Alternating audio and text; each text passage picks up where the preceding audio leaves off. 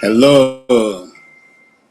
Good evening, everybody. Where you are right now? If you're on the East Coast, the West Coast, wherever you are, I hope life is treating you well, and I hope that God in His infinite mercy is having mercy on you.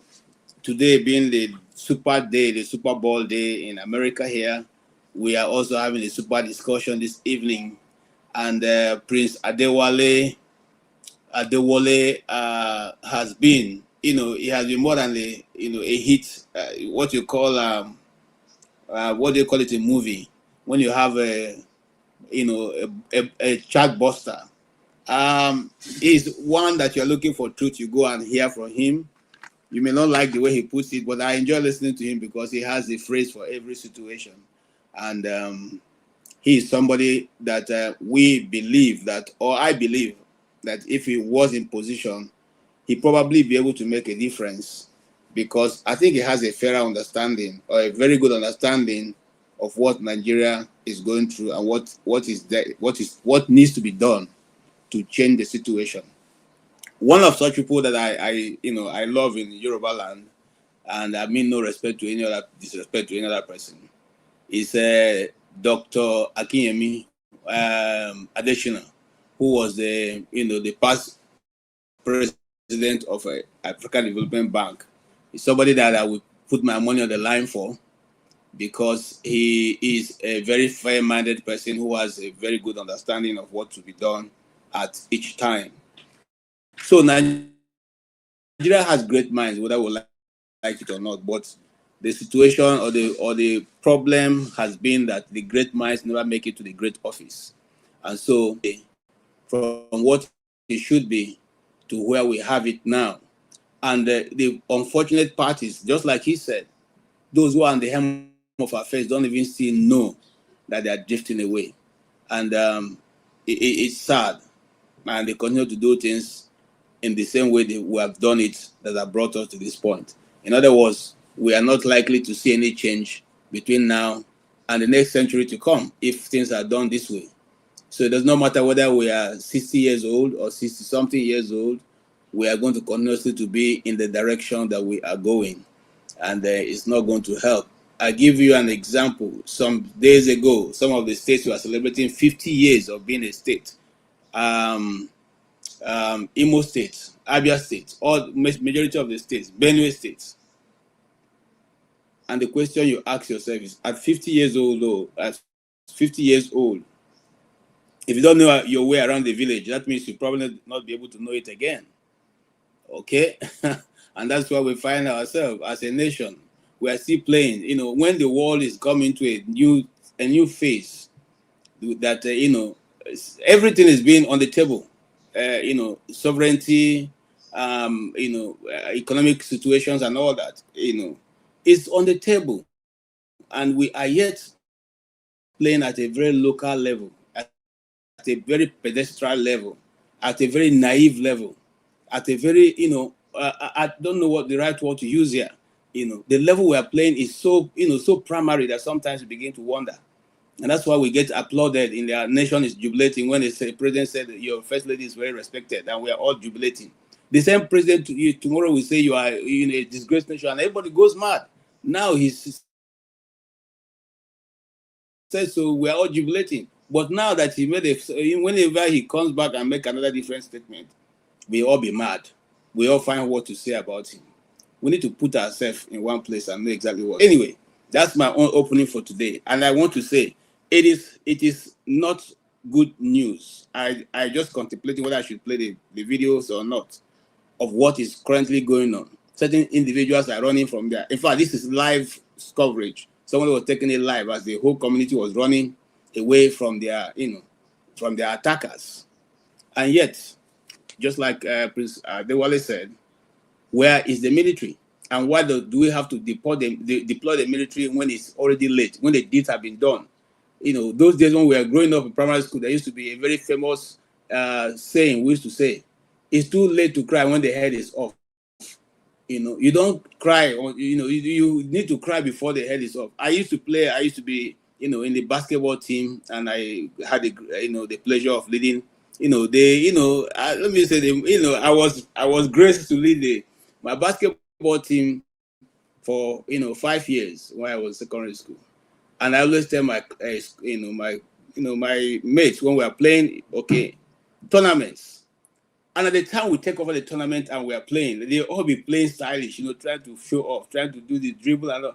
And I used to call them every time I would say, hey guys, let's put our mind in the goal. The goal, the goal. It's not about how stylish you can move. It's not about how you can do a layup. It's not about how you can do a turnaround. It's not about how you can dribble. It's about getting the ball through the net.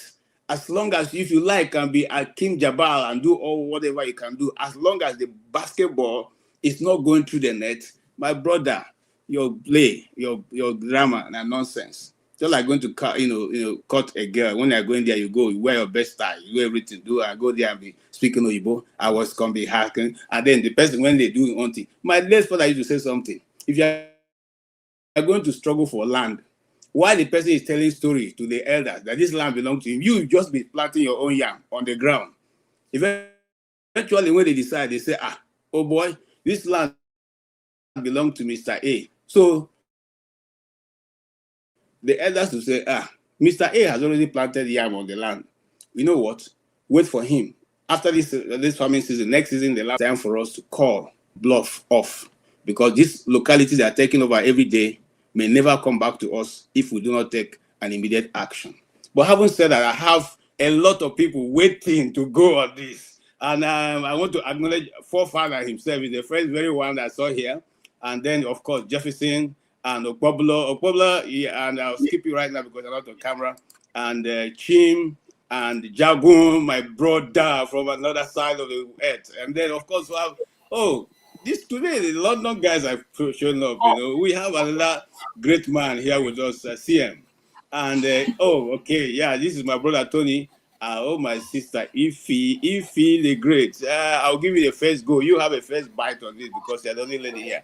And of course, my brother, great John Abba. You're welcome.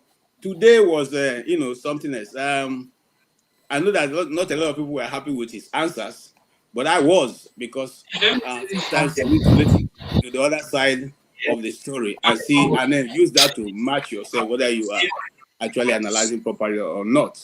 But first, if you don't mind, for I want Ify to take a go, and then I'll come back to you. Ify, yes. Yes, Ify, go ahead. It's a mistake in the sense that honestly, let another person talk. Just let me pass for now. I would like to begin as an observer. Okay, I wanted to start from the beginning, Jagun, but if forefather does not mind, I can give you the opportunity. But forefather, what do you say? I'm actually quite sure I was the first to come on because I came on directly. But everybody's here, which is good. And it's not the way I it's not of you to beg me. I just you say you are the first. What kind of attitude? It's not the way I beg me, so I will let you speak. That's all you're supposed to do. Me, I don't beg. I don't know if you know me at all. I don't beg. That's not my. That's not my upbringing. Go ahead. Thank you. Go ahead, Mr. Jagun. Guys, this is my own Ondo Mano, and I listened to him very carefully. And as a politician and a lawyer, I didn't fancy his communication. I do understand that everybody communicates differently at a different level. When he was explaining things, man, for me, he wouldn't explain things in such a way that there is either gravitas or understanding necessarily to what he's saying. He seemed to me to water things down to the point that what's the point of even talking? I'm a critical individual, and somebody who calls himself a politician and a politician who, like myself, doesn't agree with the present campaign or present regime that's running the country, I would think he would have a lot more to say of real deference. No, sorry, that's the wrong word. Real um, uh, uh, difference, I suppose, to where the government presently is. And for me, again, I just don't like politicians, and Nigerian politicians particularly, because there's no way you'd vote for that guy. He'll become president, and you'll see anything different from what we have right now. You won't see anything different. And if one is not looking for something different, then I feel that we are just failing ourselves. A couple of things I want to say to the administration of this show. One man came here and he spoke, I think he was speaking about Okija. He said, that Igbo guy is speaking X, Y, and Z or whatever. And then Rudolph actually put it on screen. And I'm thinking, I don't know what rules this show is about, because they are crazy, idiotic rules with more idiotic people who are instilling these rules of zero. The rules that we have on this panel seem to me to be only rules dictated by YouTube or whichever authoritative platform you're on. They're not rules that depict or show that we are a Nigerian peoples and we are trying to keep a certain level of decorum for and amongst ourselves. I don't know how you can even allow one man to be on the show. You should just block him, because he's not adding anything good. Is it because he put £2 down that he's now allowed to speak in a tribalistic way, and then you guys would put it on screen? I'm thinking you guys don't, you can't think. In my understanding, you're not thinking. The guy said, that Igbo guy, when he has a name and the name is written. I found that so rude. So rude. I'm incensed. I'm incensed with it. Let me put that down for now. That was one of the things that I wanted to come on board and speak about, to Rudolph himself. I would actually phone him about it, because it seems like you know me, I'm critical. I'm a critique. I'm a guy who would criticize. And you know, having no passion left or right, apart from what is given to you by YouTube, that's not good enough. It's not good enough. All you are follow people. That's what it tells me. It tells me that you don't know how to make rules. You don't know how to judge. Somebody's being tribalistic on the platform, and you're not only allowing it, you're screening it. Come on, guys. I mean, I was very upset with that. I must say, very upset. I can't hear you. You're not being heard, sir. Okay. All right. Sorry. I apologize that we didn't catch that. I don't think Rudolph himself saw it. I saw it, but no. You know, I said that Rudolph. Listen. Mm-hmm. It's not. Rudolph put it up himself. Yes. So listen. Thank you. I'm coming. What I'm trying to say in essence is this. I want to answer the other side of the question, but whether decision to put it up or not, I'm not going to answer that. I'm going to answer the other side. Why we keep allowing someone like one man went to more to common. It's because we don't think that his idea or whatever he has to say is superior to what our arguments here, collectively and otherwise. So blocking him or letting him not come look as if he has such a superior idea and we cannot match his capacity. No, but so it's a public. Hold on, sir. It's a public space. We want to hear everybody's idea, irrespective of how the person sounds or feels. But when it becomes insultive, we will take you out. The only thing is, you see, some of us think that being able to insult people means that we are more capable, better debaters and better, have a better superior, knowledge than the people. It doesn't make you being insulting people and trying to belittle people don't make you better than those people.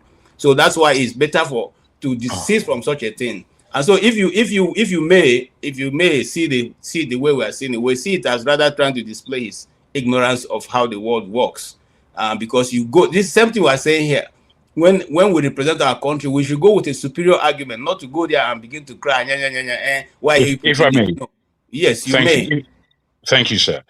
You see, I'm afraid all of that was bump for me. Oh, yeah, I thought you Excuses. wanted to say rubbish. No, Rubbish. no, I'll Okay, leave it for now. But bump, okay, bump, which is all right. like paperwork that I Okay. don't really want. Wait, stop saying okay. Let me speak, please. I'm No, begging I'm you. allowing you to speak, Najago. Calm down, calm down. Okay, I'm calm. I'm calm. Thank you so much. I'm finished with that rant, and let's get back to the show.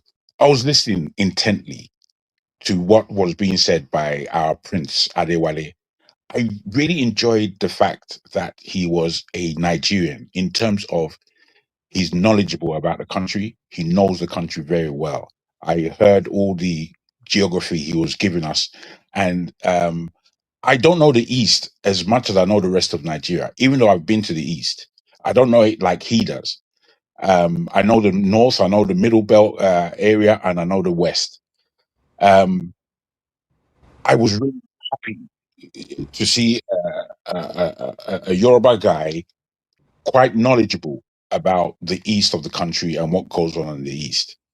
But at the same time, you know, there are politicians and there are politicians. For me, he's a politician on the side of business as usual.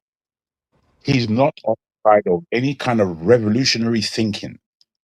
And I believe if you don't have revolutionary thinking as a politician, I can't vote for you. I can't vote for you. What for? All I'm doing is voting for more of the same. I'll just, in this country, I don't vote.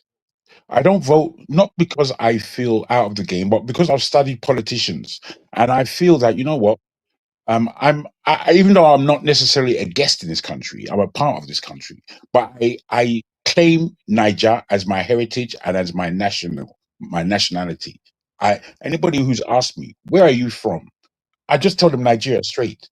I don't start telling them like many black people in this country. They will say, my dad is from Jamaica, or my parents are from this place. So, which is trying to say, yes, my parents are from there, but I'm from here. Now, for me, that's just a pile of nonsense.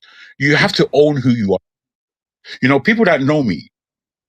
I was speaking to Master yesterday, and I was telling him about so many things that happen in the UK and how the UK hosts are quite accommodative and they're quite good as people. But I don't have any I don't have any English friend, not one.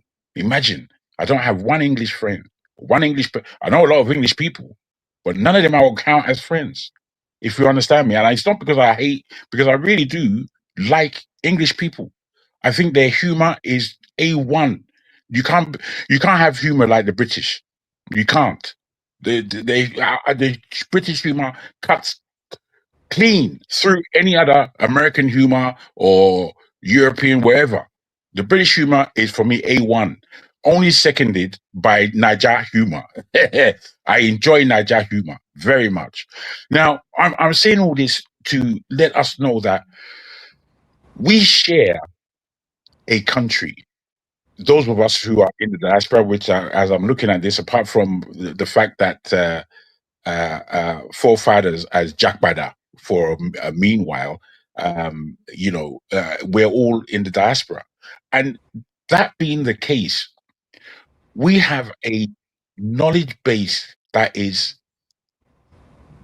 outside of Nigeria. And just in that aspect, it's kind of bigger than Nigeria. And it can see clearly and cleanly. Forefathers described Nigeria as shabby. Yeah, that's a fantastic word for the nature of the country that we come from. It's extremely shabby, extremely dirty, filthy, not incomplete. All right. Everywhere is. Wait, Joe. Let me just come to it, please. Yes, I want. please, if you don't mind, so that we can get everyone to talk. But there are plenty of people behind the stage. I mean, backstage. So if you don't mind, go ahead. You I have don't. 1 minute to conclude. Oh, okay. I'm sure I will come back. I believe what that guy had to pronounce to us was tricky. And if you don't know how to look through the trickiness of politicians, we are destined to make errors that we have made before. I'll end it there. Thank you so much, Jagun, and I appreciate that.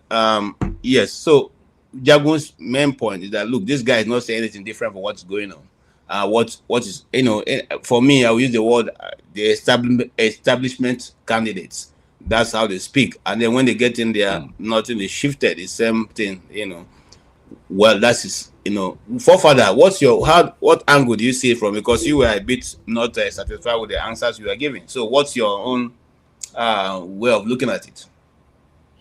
I think I would take from what Django just said about him representing basically the status quo, which is very disappointing because he's also younger. Because of that, let's say he runs against Tinubu, I'll probably choose him because he might change. Tinubu is not going to change in any way. At least there's scope, there's chance for him to at least change some of his stance. And his concluding statement about when they played the video of the Islamist saying that Nigerians should be killed because of offensive words to their religion or their prophets, I find that very alarming. It tells you why I think we don't value life. I don't understand how anybody who wants to run for public office don't understand that a Nigerian life should be sacred, especially if you want to run for presidency. Every life should be sacred. You can't take it for any reason. Only way you can take it is when they break the law. If you break the law and go and take life because they offend your God, you will lose your life. Because that person, people don't understand how important life is. Because to create one life, if you just go back 500 years from now, do you know how many people conspire to create one person? Sometimes up to millions did that to create one person today. It sounds as if it's nothing, but it's a lot of people that created one person. You take that life, and that life part is completely cut off. No other person will come after that person anymore. You think you're going to get away with it because they offend your God that didn't exist before now. No, that is crazy stuff. This is why I believe that any minister that steals from the Nigerian coffers and results in loss of life, like that, I've forgotten her name, that lost her life due to no cobra this in medicine in hospitals. The reason why that is happening is because people don't do their jobs. People are stealing money that was meant to go to healthcare. If I catch you stealing money and you are a minister of health, you will lose your life. Because there are people losing their life every day. I think Chimamanda lost her child recently, and we can't even count how many women lost their lives in delivery rooms in Nigeria. These things are not victimless. And for him to come here and say, you shouldn't have to say something that offends them. Where would you draw the line? If somebody insults your mother, you kill them? That is crazy talk. And that somebody wants to be, I'm sorry, you see, I respect him. He's accomplished a lot, but it's crazy talk. And the standard, this is the problem. When you have such a terrible standard, you should understand that is a serious problem. This is a man that goes to the UK and goes to America where there is freedom of speech. He understands that no matter what you say, you shouldn't lose your life for it. He has seen that. And yet he comes to Nigeria and prescribes something else for us. And I must say, it's not only him that does that. We do that a lot. And when I asked him the question about how do you get our security forces to respond within 5 minutes, you talked about all the compromised security officers and all the rest of it. And I brought him back. How do you get them to respond? He said, we have people everywhere. Where did you get that? Where it's only him I have had said that. Based on the numbers we have, if anybody do the calculation, 250,000 soldiers, check it. If you spread them all over Nigeria, 10-10 or 20-20 in each garrison, see whether they will be able to respond in 5 minutes. No, they won't be able to. They don't have the numbers. And he comes here and tells us that they have people everywhere you can be able to respond. Then why has the problem not been solved all this while? Every time people keep making excuses for things that are not true, they are factually, evidently not true. If you go to Egypt, there's a reason why they have up to 1 million soldiers there. Or Algeria, a country of 30-something million, they have 600 to 700,000 soldiers. Why are they doing it? Are they mad? Why is their country? Why does their country look better than ours? Why does Algeria look better than Nigeria? Even if they and with 30 million, they are still able to afford almost 700,000 soldiers. And he comes here and tells us that we have enough to deal with our problem. Or that somebody told him that the terrorist is there. So if that was how easy it is to take care of terrorists, why is Burkina Faso still fighting terrorists? Why is Nigeria still fighting them? Why is even America? Why is Israel still fighting them? Israel that has the most advanced weapon and willing to use it, by the way, more than most. Why are they still fighting terrorism? I don't understand why our leaders do this to our people. When I hear them talk like that, it fills me with rage. Like, why do you do this? And I also ask him one other question about what conversation does he go there and have with them? Because maybe we should be asking those questions. When you go there, you have conversation. What do you tell them? What do they tell you? It's for, in the spirit of transparency. Let us know what you go there and discuss with them. When you go to America, he says he was in the House of Lords. What does he discuss with them?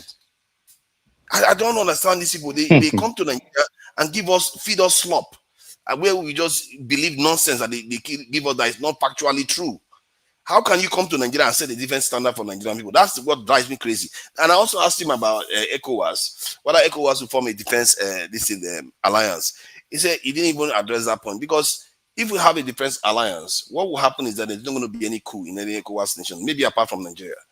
But any coup that happens in the ECOWAS nation, that is an attack on the nation. You bring that coup down. In other words, you are going to have a stable democratic system in place. You will not have had this military regime you have in Niger, Burkina Faso, all those regimes emerge if you had that kind of arrangement. But yet, these three nations were able to do something that ECOWAS has not been able to accomplish for decades. And he comes into because he didn't address it, so I don't know his position on it. The last time I asked him that question, he said the French was the one blocking it. Why should the French be able to determine what's happening in your own backyard? It's because you are a weak people. You don't defend yourself. Honorary Algeria is picking on the French every single. If you go and check the news now, Algeria is attacking the French every single day. They don't waste time. But yet Nigeria cannot even say, let's form a defense pact amongst ourselves. If France wants to stop you, then tell France, go and renounce your membership of NATO, since you don't like the defense pact. Why is it that it's good for you, but you don't want us to have it? It's like, I'm really disappointed, because I really like the man. It's funny. He engages, he brings himself here. I have to admit that our politicians don't do that. Even labor union leader doesn't even show up here to answer questions amongst the people. So on that part, I give him credit. But man, it just tells you how deep our problem is, because this is one of those few nationalists that we have. He can talk to an Igbo person, he can talk to a northerner, he can talk to a southwesterner, he can talk to a south. He feels like the way he talks, I give him credit for that. He doesn't feel like a tribalist, and that is a big plus in Nigeria. He's not a person that wants to divide people consciously. I don't think he knew that when he said you should not offend people when they could kill you. You should not offend people. I didn't think he knew how incendiary what he was saying was. That is the only thing I will kind of give him room to think about, because you cannot by any means excuse the loss of life because somebody says something offensive. There is no excuse for it. Can I butt in now? Thank you. You have taken about 7 minutes. All right. Yes. So I hear you, Father. Sorry. No, see it now. I'm timing you, bros. See it. I have it here. No, it's okay. All right. Okay. Here. I hear you, and I agree with your, majority of what you said. The one that the one on the religion is even the more frightening one for me. If there's any answer, which I didn't agree with, because in 2007 I did a story of the Yoruba lady who was a teacher in Gombe Government Secondary School, who was killed. She was even pregnant. Even they were looking for a smaller baby to kill, because what was the thing? She stopped a girl from stealing from exam, and the lady simply said that she had insulted a prophet. Their principal couldn't stop her from being lynched, because the principal intervened and insisted, and they decided to say, look, if you continue, we will finish you and finish her too. So he had to give way. And they called one particular group of people in the town specialized in doing this kind of crime, called the Angel of Death. in Gombe. I'm talking about it. If you search the internet, you can find it. I did the story myself. I'm not talking about this thing. And they burnt her alive. Okay, it was a good Samaritan who quietly removed her smaller baby that was sleeping in the car away. If not, they wanted to, because they eventually ended up burning the car. Okay, and that was a lie. Nobody has been prosecuted to today. That is the situation we find. So when you say people should be you see, that is the very real reason why we need to sit down and recraft our basics for being together, so we know. Because El-Rufai said that Jesus, would have had an affair with Mary Magdalene. Did we kill him? He's still trying to be the president of Nigeria. Are we not more Christians in Nigeria than Muslims? But you can put that statement in the public domain, and he's still walking about today, and nobody is challenging him. Okay, and then the person who talked about Solomon Rushdie, what did he say? He took those verses he wrote. They call it satanic verses. It's from the script. It's from the Quran that he took them out. He didn't take it. He didn't create it himself. So we have been on this issue for long. I think it's time for us to look at it, passionately, and see how we can solve it if we really want to be together as a nation. Thank you so much, Father. Yes, Jim, go ahead. KJ, All right. KJ, before Chim, I really beg your pardon. No, who is talking? Please, if you can't speak if you don't have the right. I'll be 2 seconds. Jim, please go ahead. I'm so sorry. Sorry, sorry. Chim, Can I? No, you can't. No. We have already given you. Please allow other people so that everybody can get to everybody's turn, if you don't mind. All right, Jim, go ahead. So please, I hope my time will be reclaimed. So, thank you for having me. Yes, I've reclaimed your time for you.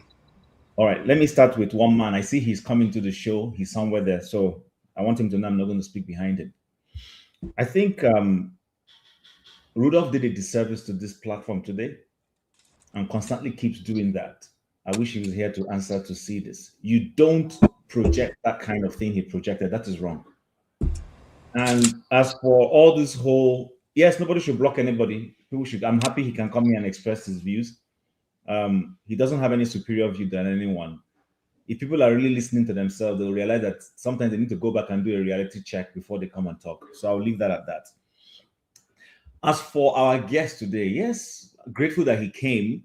But from the first day I've met this man on this platform, I've never been impressed by him. I'll be honest with you. I don't know what impression you guys keep holding, other than he comes here to do a show for us. I'm not impressed by him. I think he's a fraud. He's deceitful. He's not honest. He's not practicable. He's just riding on being intellectually sound to come and talk and all those things. And for those who say he knows Igbo land, he knows absolutely nothing about Igbo land. This is the deceit that people who go into politics play all the time. So if I start mentioning Bandi in Igbo, city names, then they'll say, I know Igbo. I know. No. Listen, the hood does not make the monk. I hope we know that. The hood doesn't make the monk, has never made the monk. For a person in this particular situation, tell me what this man did today when he came to this religious question and what Atiku did. They're one and the same. This tells you he's pandering. He knows that some very deep Islamic people somewhere will be listening. And he's trying to fluff his chances in case tomorrow there's an opportunity for him. Then they'll say, oh, okay, this guy is one of us. He's not one of those. Listen, the problem we have is that we have two laws running Nigeria. There is no basis for anybody to get killed or maimed because they expressed their views. Some people here, and I want to mention them because I don't want to give the person, I've been watching what he's writing, constantly abuses the president of the United States where he lives. He does that all the time. But this person does not see that what he's doing in the US and getting away with it is the same thing this other person has done, albeit in a religious way, and his life is taken from him. I don't know how people reason. And that's the man who is telling us he's a new generation. Which new generation is he? He's a fraud. Sorry to say that, he's a huge fraud. And the thing about him is, if we've not noticed, he's very arrogant and condescending in his responses. He never goes straight to a deal with the issue. He will first look for a way to belittle the person who's asking the question. I've noticed this about him. He does this every time he comes on this show. He does this. If you guys are not paying attention, I pay attention to him. What made me come, I wasn't going to come in, was when he was absorbing himself as an opposition. And I said, what is this man talking about? You're an opposition. The man in office today, like him or hate him, and I'm not his apostle or his fan, but this man, if we're going to evaluate working for where he is, Tinubu worked for where he is. Tinubu put his money, put his mouth where his money is, or however they say it. When CPC and ACN and the disgruntled PDP people were demonstrating under Jonathan, Tinubu took part. He took part in it. But look at all of them, Peter Obi, Atiku, and the man is telling us Tinubu has not committed. Tinubu has committed an offense. The tax law issue, we haven't sorted it out yet. Whether it was doctored or not. I haven't seen any other. I'm going beyond him. That's why I keep mentioning Obi too. None of them have stood up to say, listen, there is a situation going on in this country. We won't let this man get a pass. None of them has gone to the streets to do anything. But this Tinubu and Buhari, they went to the streets. So if we're going to use seriousness of what you want to do as a basis on whether you deserve to be a president, both Obi, both him, both Atiku, both all these ADC people, none of them deserve. As a matter of fact, congratulations to Tinubu ahead of time. I'm sorry to say, congratulations to him ahead of time. That man is going to win the next election. Because all these people calling themselves... Jim, welcome to the City Boy gang. Can you please, I'm not even smiling. All of these people who are saying they are running for, they are just selfish people. They're selfish people. Let's be honest. This man cannot be better than Tinubu. The only difference he's going to be is that he's more intellectual. That's the only thing. And he's more articulate. But you see, the articulation he has is even a disservice to us, because this kind of fraudulent people will come into office and do worse. And it's going to be right now a new generation. That's what he's doing. He's no new generation. He is the same of the same. I didn't see anything apart from his being intellectually sound here that he did today. Okay. That's why I came to say, let me ask him. So, okay, if you haven't found any reason to go to the streets, what's his name? Aka, that young man who's been printing and going all over, educating Nigerians on the need for electoral transformation. That guy is doing a better job than these people who are calling themselves so-called opposition. They want to get power without working for it. The guy in the US, from the day he lost the election to Biden, stayed in and continued to hamp until he was able to get back votes and win the election in the last 2024 election. But this is our lazy opposition. Lazy people.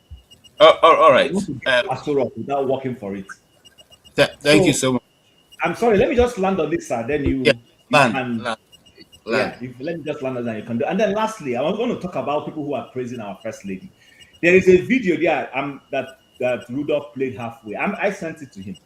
Before anybody starts praising the woman, go and listen to what they were trying to bribe their way through media houses in the US, and people were turning them down. Oh yes, I have that video.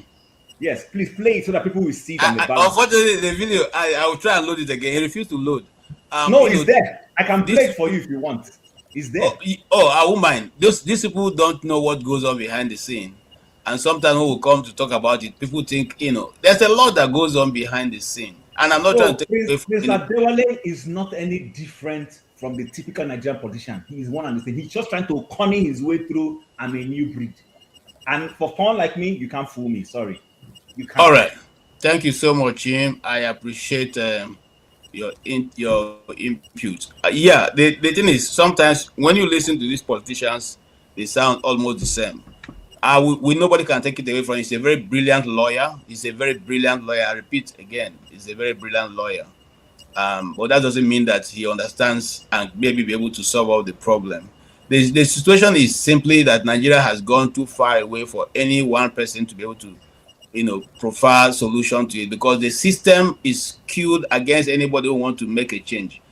I don't even believe, this is my personal belief, I may be wrong, that Obi can solve it. Because where are you going to start? Are you going to start from the military?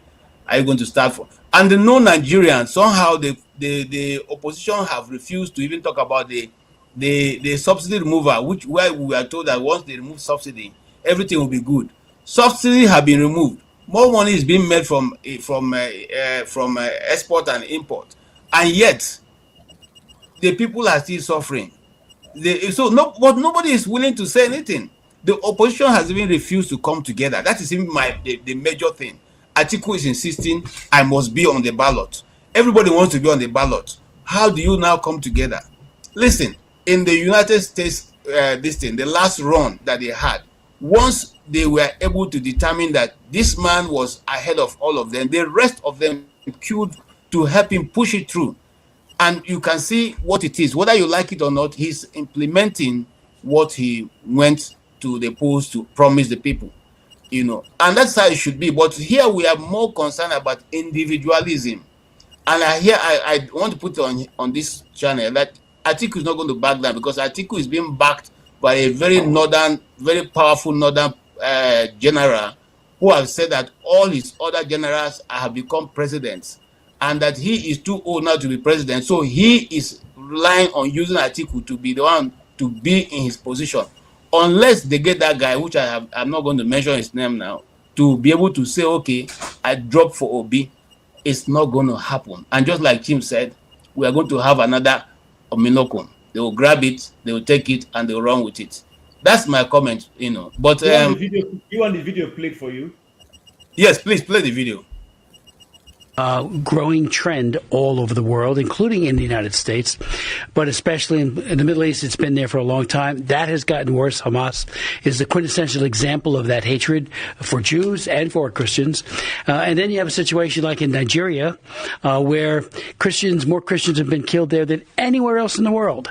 And you have a government in Nigeria that practices denial, a culture of denial. No, nothing to see here. They even hired DC a big firm here in D.C. The First Lady was here. She was here this week, and in fact, they wanted to come on the program to talk about religious freedom. And I said, I'm not going to give them. I'll meet with them. I'm happy to meet with anybody. Same here. But I'm not going to give them a platform to cover up what they're doing in Nigeria. And that's just what it is, a massive cover-up. I met with a big delegation that came in, and it went for almost 2 hours. And the Attorney General of Nigeria said that this Bishop Adebayo, who I had at 2 of my hearings, you were there. He testified right next to me. Right next to you. A wonderful man. He said, he's a liar. And I said, whoa, stop that, And then they always do the thing, my wife's a Christian, or I'm a Christian, and my husband, it's like, don't tell me that. What is happening as churches are being firebombed, people are being killed in cold blood, abductions, which is very, very big there in Nigeria, of Christians especially, but others, but especially Christians. And there's this assault on faith that has gotten worse. Obama did nothing.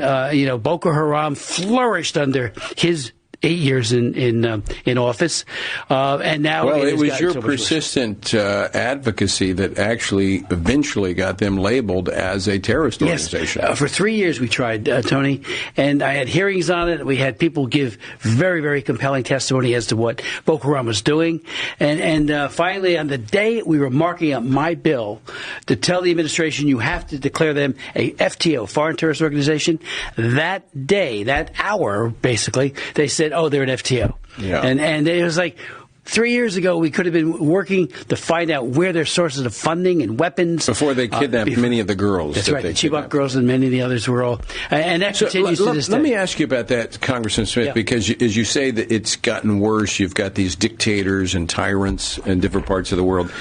My experience when I was chairing the USERF Commission, going to different countries, is that many of these bad actors have seen what's happened in America over the last 2 decades, where we have gone from one administration that actually, like we have right now, that protects religious freedom, to one that does.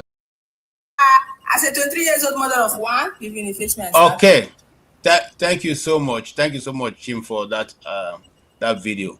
Now, gentlemen, you see, the story is not always as straight as we see it, and as the Nigerian media would like to cut it. But much as that is, these are some of the things that go on behind. Now, of course, you know that a businessman in Nigeria has also hired another PR company in Washington, D.C. to do PR on this Christian Muslim genocide issue. Okay, and they are paying $120,000 a month.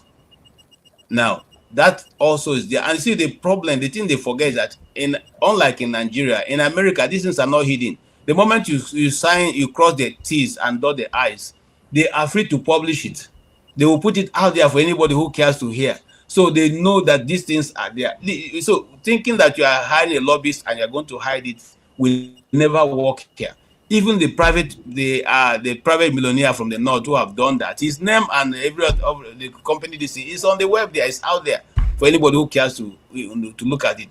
If there's nothing wrong, you will not be spending all this money, $120,000 a month just to say nothing.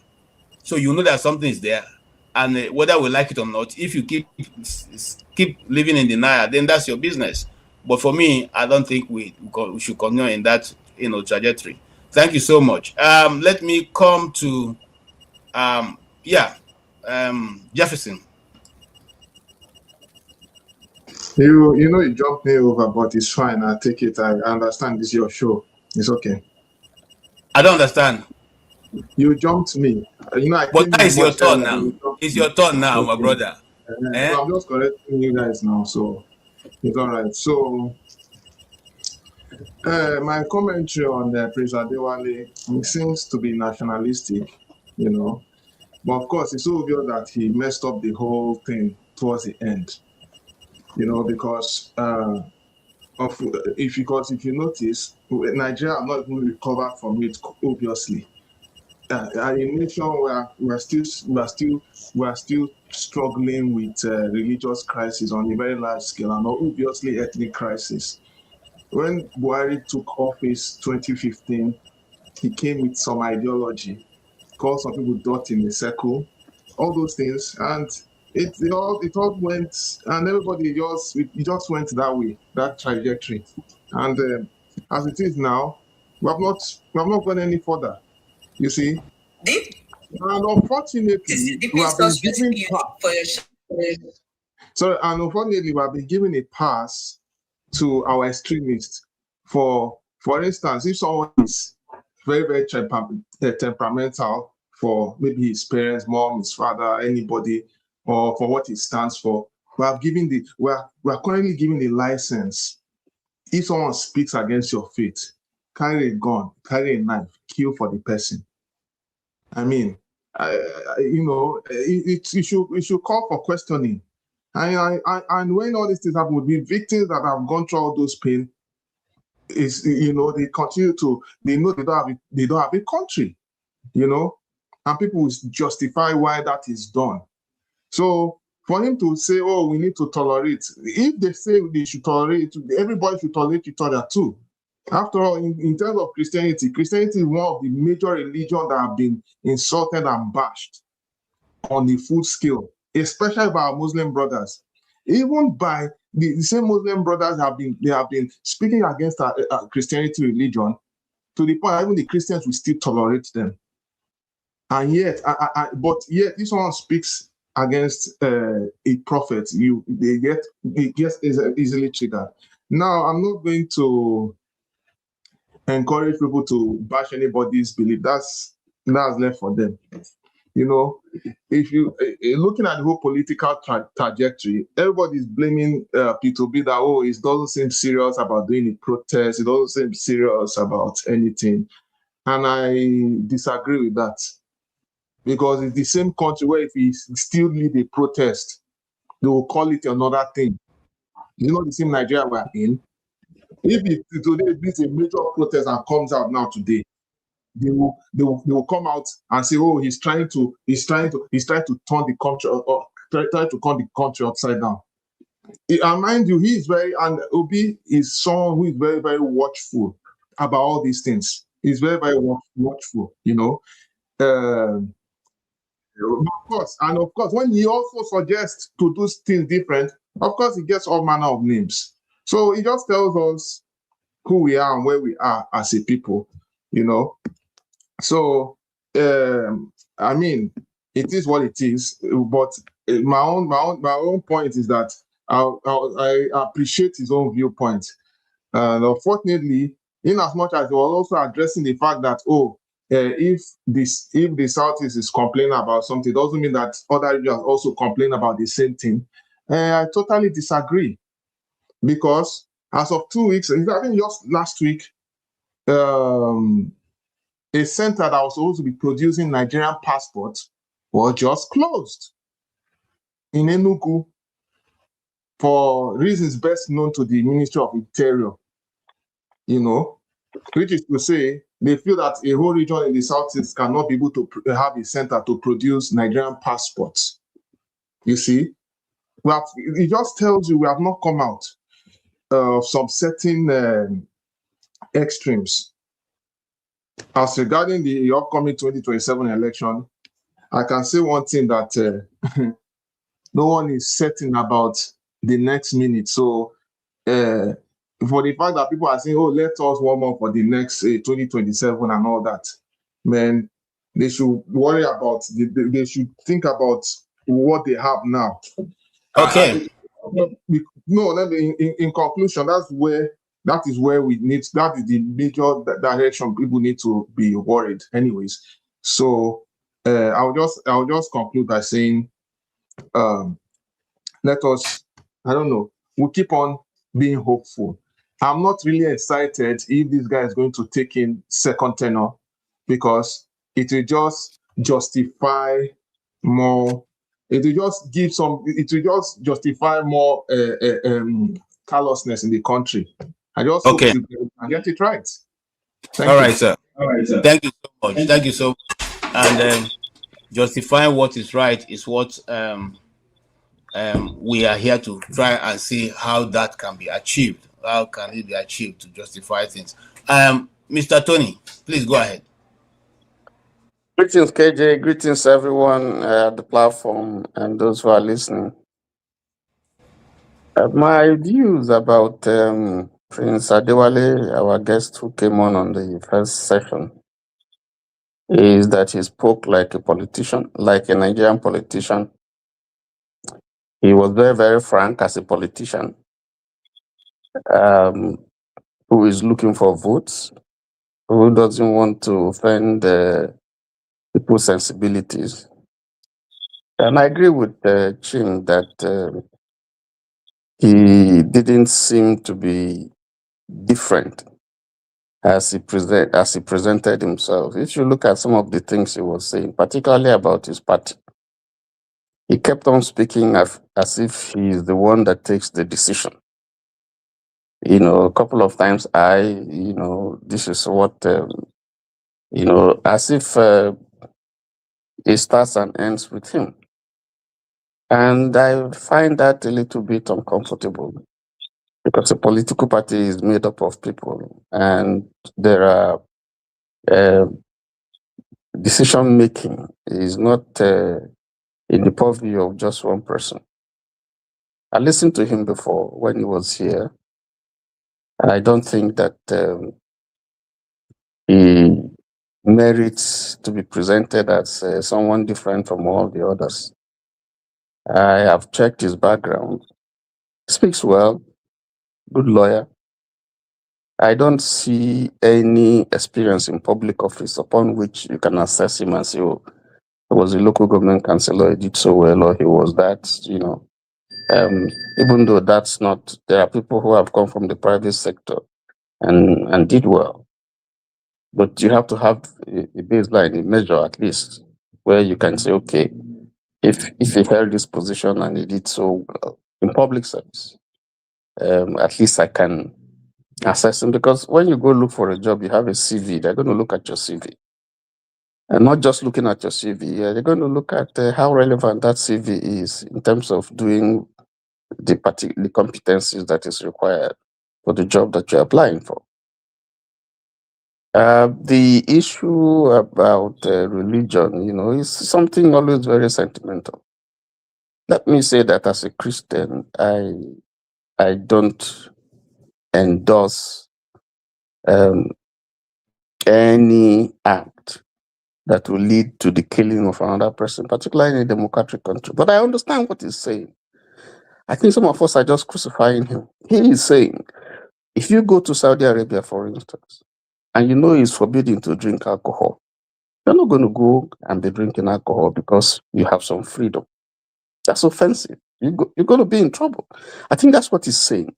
But he failed to say also that as a person, I don't endorse that type of act. That's where I find him, that's where I fault him, because Atiku did it initially. He condemned the killing of the lady that was stoned to death. And then when he began, people started criticizing him. He deleted it. That's the politician. That's how they behave. That's how they behave. Atiku said nobody should vote for anybody from certain places. They should only vote for him. And yet that's someone who is looking for votes from even those areas where, he said nobody should vote for anybody who comes from that area. So that's the nature of the politician, the Nigerian politician, quote unquote. All they are doing is to sweet talk, and I think he did very well tonight. Sweet talk. Looks like a good guy. Polished and so on and so forth. But it takes much more than that to make a good leader. So for me, I don't think it didn't impress me as an upcoming leader. No, he didn't impress me. But he impressed me as a good talker. Someone that you can present to go and speak for you, but not necessarily someone who I think can achieve anything, because I don't have the basis to assess how well he will perform. So that's my impression. That's my impression of him. I just stopped there so that someone else. Okay, that's fine. And I hear you. The question of jungle justice, that you don't know where it will stop. If all of us say because our God and Savior is mentioned every time, and we have to take the law into our hands, then at the end, nobody. There's a proverb that says, if you do an eye for an eye, very soon the whole community will be people full of blind people. So I think that for you to say in a country that is secular country, when this is done, the persons must lose their life, is not justifiable. So we have to decide which one are we following. Are we following the Quran, or we are following the Constitution of Nigeria? If the Constitution is a basic for our unity, then let's use it as a benchmark. But when we say that certain time that the Quran is higher than the Constitution, then it becomes a problem for everybody, because somebody can just be unjustifiably killed, and you cannot return the person back. I just gave you an example of a secondary school teacher, a woman that was 36 years old, okay, and her life was cut short.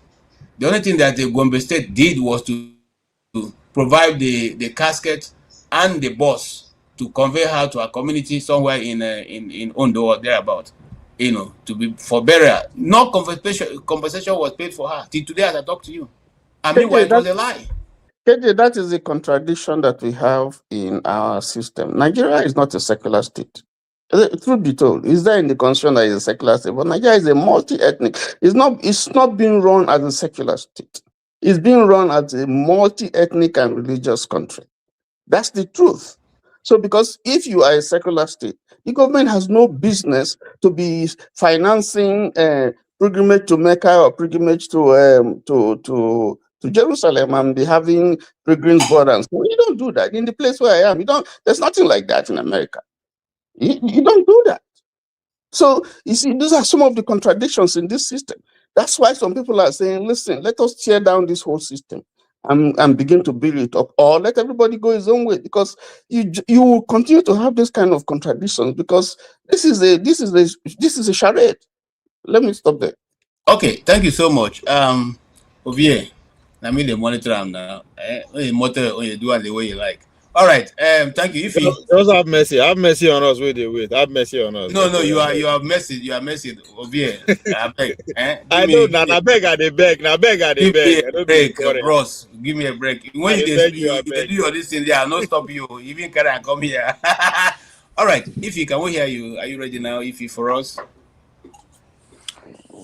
KJ, for some reason I can't hear you when you speak. Oh, but other people can hear me now. If Yeah. can you hear me? Yes, let's hear your view, sir, man. Because you have been busy, so I guess you follow the discussion and what Prince Adewale was able to tell us today. What's your own view? I don't know who is helping me to KJ, operate. I can't hear you when you speak, but I can hear others. So maybe you should log out and log in, Wale, if you can hear me.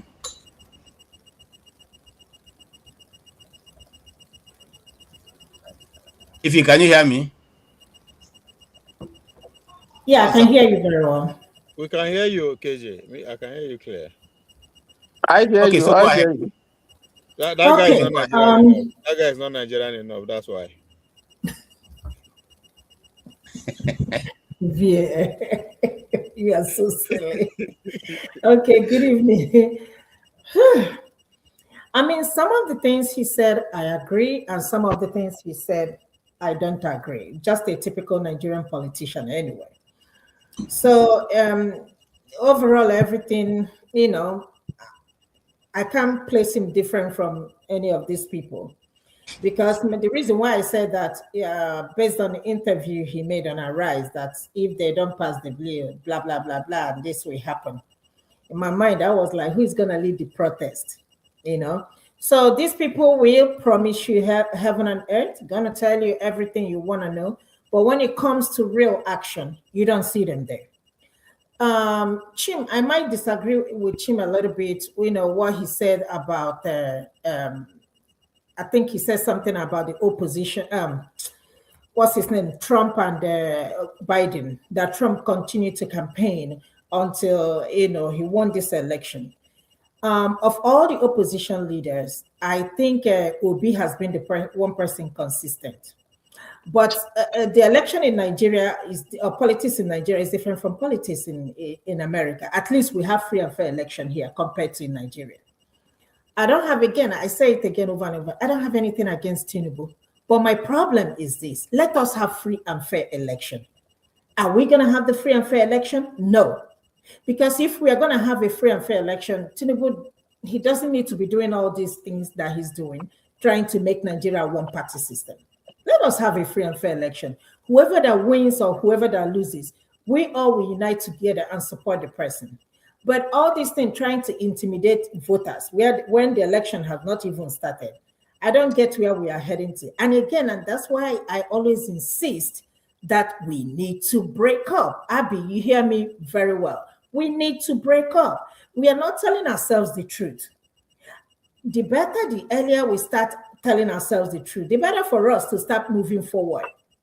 We can't tell me that in a country of 200 and something million, as of 2026, we still cannot conduct a free and fair election.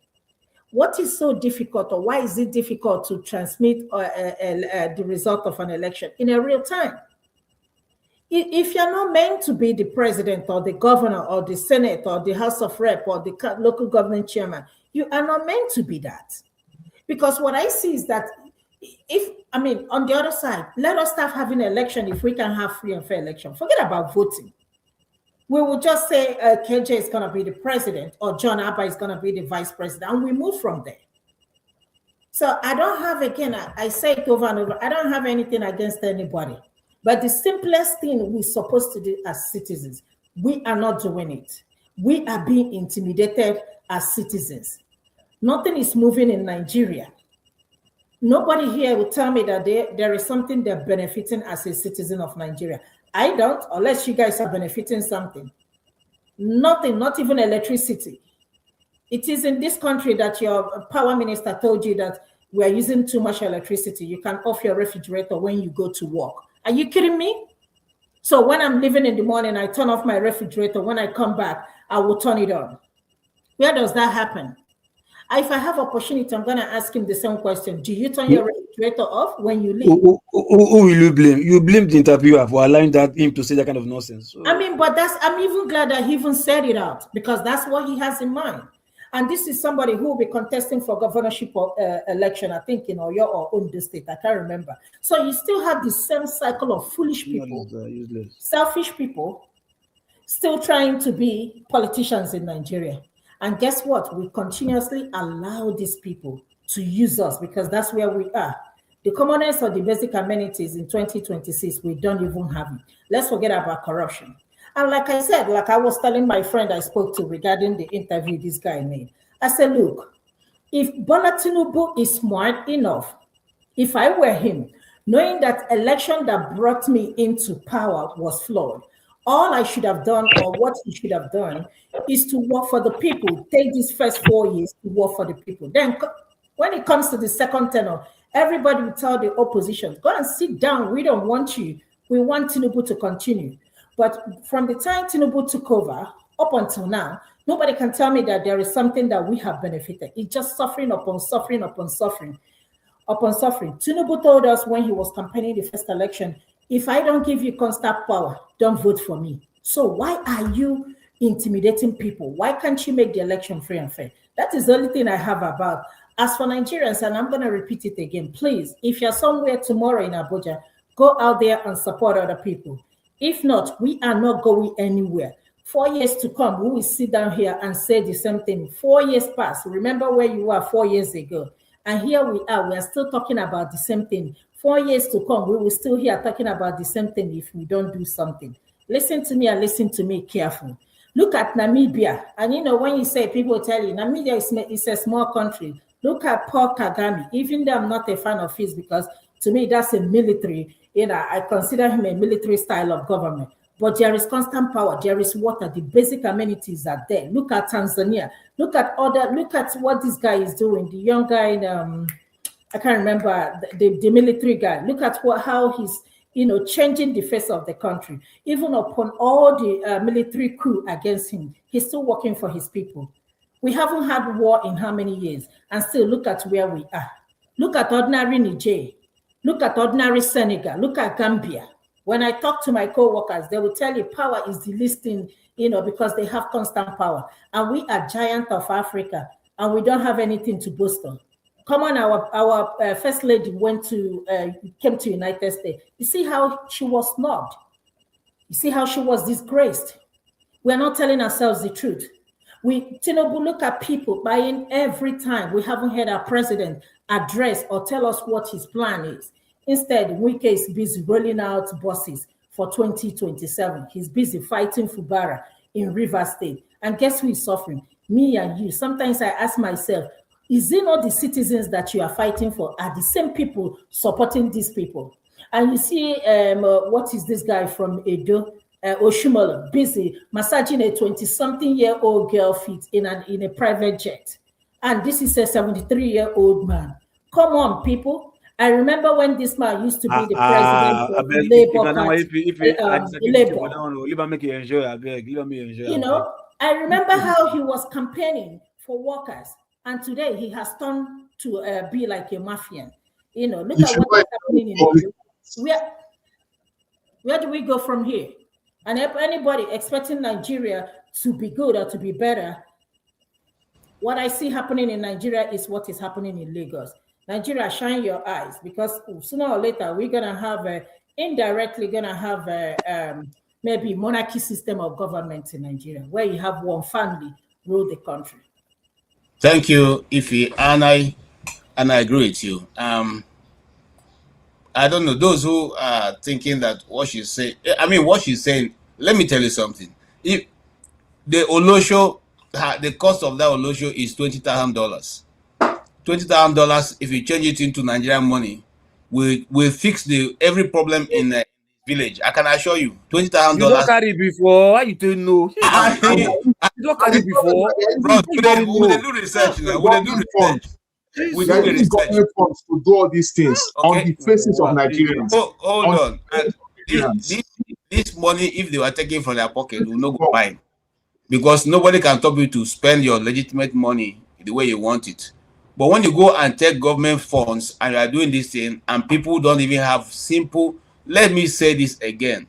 The little girl, Ifnanya, died of snake anti-snake venom.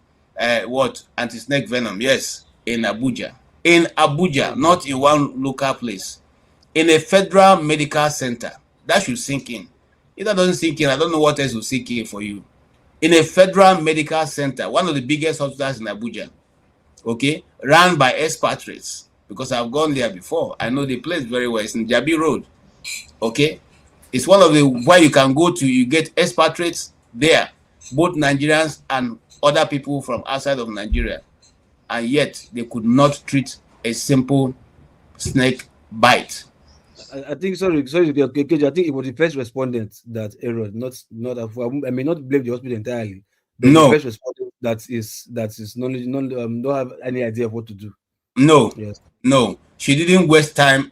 I'm looking at her own account. I'm not talking from what the media She is went reporting. to two different, I think it was in the second The moment she hospital. got to the first one that was in Lube, they said they didn't have it. She immediately booked and left straight Yes. to So it's not the question of with that snake bite. Okay, you have a 3 hours, 4 hours interval to have some form of medication, which she was within that gauge that should have been able to sort that out. Okay, but mismanagement and otherwise. John Abba's brother died from simple hernia. What do you call it? Appendicitis. Appendicitis operation. So what are we saying here? These are things that you don't even have to put the people to sleep to do it. In other clients, they just do it. The person is still awake. They do it, and you get up and walk away. We need to wake up. I mean, whether you see, listen. Our president spent 34 billion on tour. We should think about these things. Let it register. Okay. I don't want to give my opinion. Yes, I shouldn't say my opinion. Jonaba, please go ahead. Good evening, KJ and fellow panelists.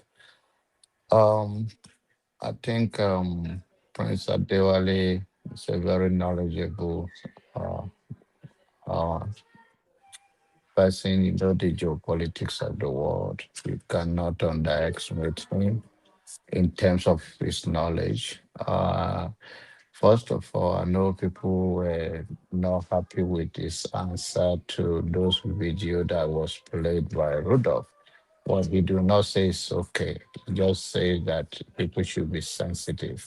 I grew up in the north. Before we go to school, we grew up with Kanuris, some extremists. And my dad told us to stay away from any religious argument with anybody. You do not send us to school to go and argue on any issues, because we move to that place and we find out that they are fanatics.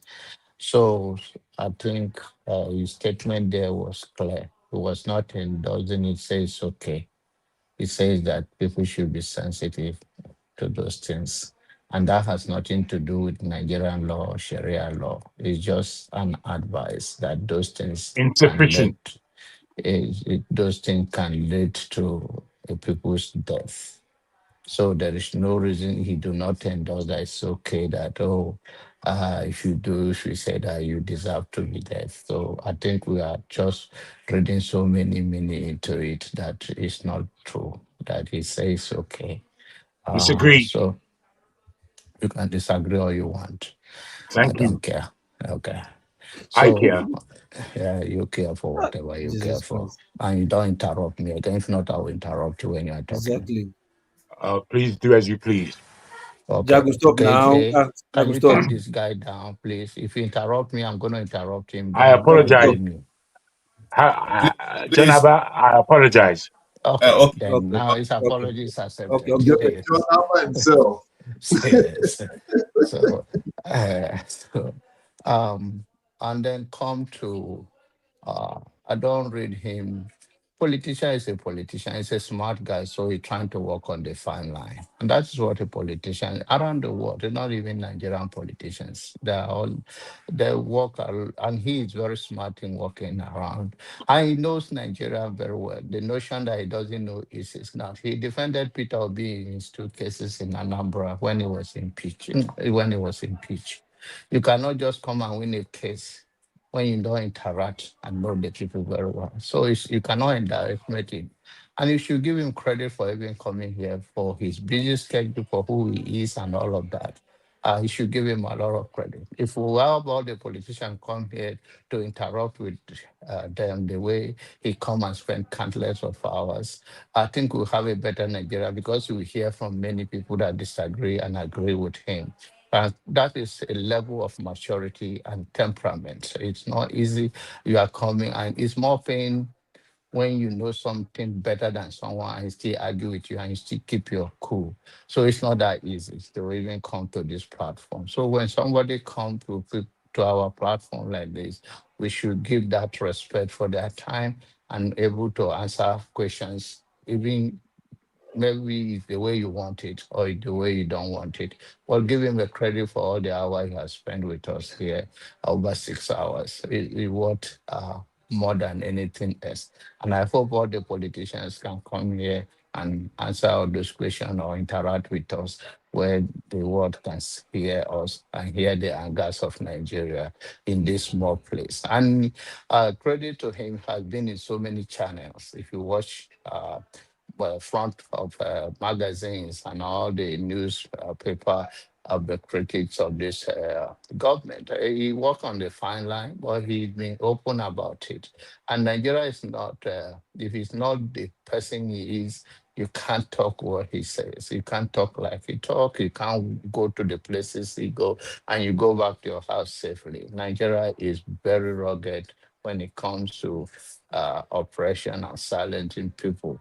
So we give them credit on that line. We don't have to be in the same page in this life, but we all have to understand that people, when they go out there to speak on behalf of the citizen, whatever the literacy they do, they deserve our encouragement. I mean, doesn't mean that we cannot disagree with them, but then we cannot just discourage them and then water down whatever the sacrifice they have made. And I think if we're all making or doing what he's doing, I think Nigeria will be in a better position. And nobody is holding anybody from doing whatever little thing you can do in your little community, and so that we all can build our community to where we expected it to be. It's a responsibility of all Nigerians. It's not that one person come here and then the one person become a lead to everybody because they are running for an office. You also have a responsibility as a citizen to do your own in a little way.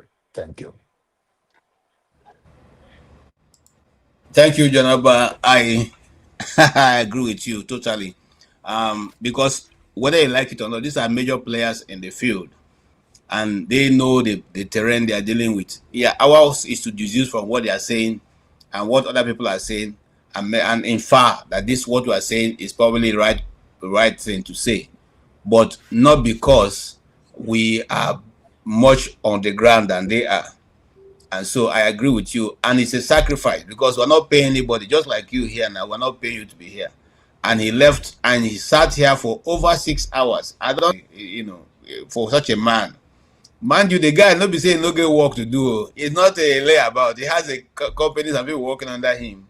So for him to sit down for 6 hours, I think he deserves to be commended. And I agree with your submission. Yes. I see your hand, Wale, but I don't know what. Wale, go ahead, Mr. Kwabolo. Does it mean if it comes like that, we don't have any right to criticize him or to have diverse opinions? No, but what John is saying is that look, whether you agree with his view or not, you should commend him first.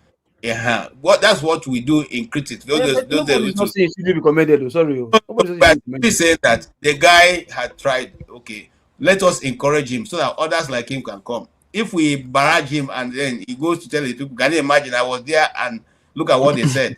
Okay, the other people will not want to come. You know, I didn't watch it. I hope there was no insult. I hope there was no. You know that some people, when they want to come, they say, "Are you? Is this support diaspora vote? Is it going to be there?" You know they know your names. But I don't. But when I insult people, I don't insult anybody.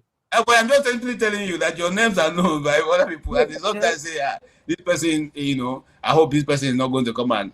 So there are people who they don't want to interact with because of that. So let's just be a bit, Go ahead, Okwoblo. Yeah. Okwoblo, go ahead, sir. Thank you. There's a saying that goes, if you give a man rope long enough, he will hang himself. And that's what the modern media, the modern media represents. So, but I'm just surprised that it takes 6 hours of conversation before, towards the last question that actually get people to see what is obvious. The guy named Prince is a real prince. I mean, it doesn't get more establishment than that. So I don't know why would I expect anything different. It's an establishment by blood. There's no way it can go contrary to what made him. That's why I frame my question to be generational. Do they have a different vision if they eventually get to power? It goes to people like them KJ, them Rudolph, because now the same generation. Now then go be Minister of Communication, now then go work for it, now them, now their generation. So are you saying that there's nobody good in the establishment? He's just said it, that leadership is the problem. Let's agree with him, right? If leadership is the problem, right? So you look at it from this perspective. There are leaders who are already in power. Then you pay attention to the emerging ones, those that want power. In the democracy that we practice, there are two currencies that underpin this presidential democracy: money and numbers. That is the people. But if you pay attention, these current leaders that we have and their class have laid more emphasis on money than to spend more time organizing the people. He said that it will take the people to go and protest at the National Assembly for the law to change. I said it's a lie. It takes the emerging elite to go and organize the people, because in the real sense, the people know that much about how the system works. So they refuse to spend time with the people to organize it. Imagine if you lead 1 million protests. They don't need to come to Abuja. Every cities, they go respond. But if you assemble your friends and your church members and your followers and your others, go they shout for Abuja, they go just they laugh. So it is very simple. Until they begin to pay value less to what money can do and what people will do, the system will not change. They will not get power. That's why they resort to what? Turn by turn. He's just waiting. That's why he's saying he's making the people to say now leadership, so that we will keep changing the leadership. But no, if we bring more people into the knowing, the system will collapse. And now the system, now build them, now they protect them. So that's why they don't want to bring more numbers. How many people will be wake up? 6 million. I think we'll not be travel again. So just imagine, they tell us in 90 million have been registered, but 25 million now participate. What happened to remaining 60 million? That's the question we should be asking. None of them is doing the work. They jump from one platform to another. How many of us actually they listen to ourselves? They talk of the Nigerian context. The majority are still on the known. They know. That's why I always use the religious people as an example. Our electoral KJ. Issue. Our electoral system is the major cause. That's why we're not getting results. I agree with you, but guess what? What you don't understand is that political industry is the only industry that the players, the rivals, come together and write their own rules. Nobody they write the rules. Now they come together and write their own rules. Now you are not expecting them to change the rules that will potentially affect them. Because if you look at 2023, Buhari signed some things, some of the amendment into law. How many of them come back? So now, before we can actually achieve that result, people have to be organized. You understand? It is a big change that we are asking for, that we change the status quo, that we change everything, and you mobilize 100,000 people. How many thousand people? Out of 130 million people, and you take those men, then they're not going to stand their ground. So now, common sense. These men are just waiting for their turn. That's why they don't want to go and actually educate the people. It will take them time. They might not even be the beneficiary once, like, imagine is actually, right? half of Nigerians are well interested and educated in politics. We know who they mention all these people name. We not gonna know them.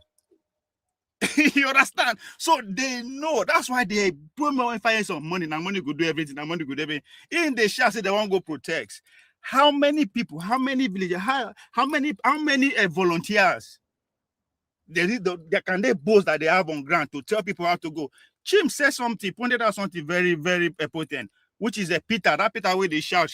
Even though you disagree with him, that is a man who is doing his little he can do with the little resources he has. Imagine you have 10,000 Peters.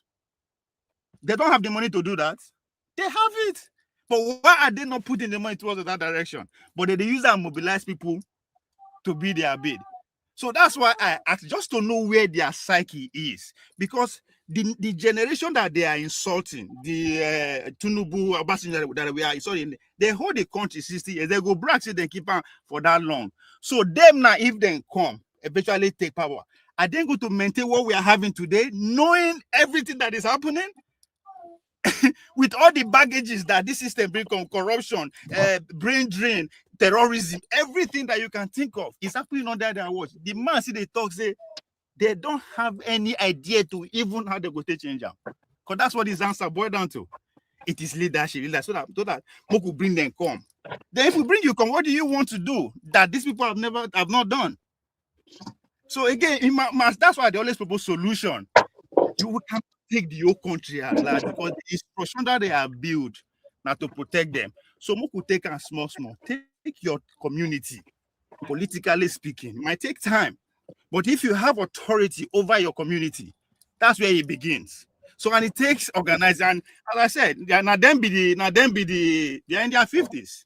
So we're not even talking about the obese. These are people, that's why the guy is so eloquent.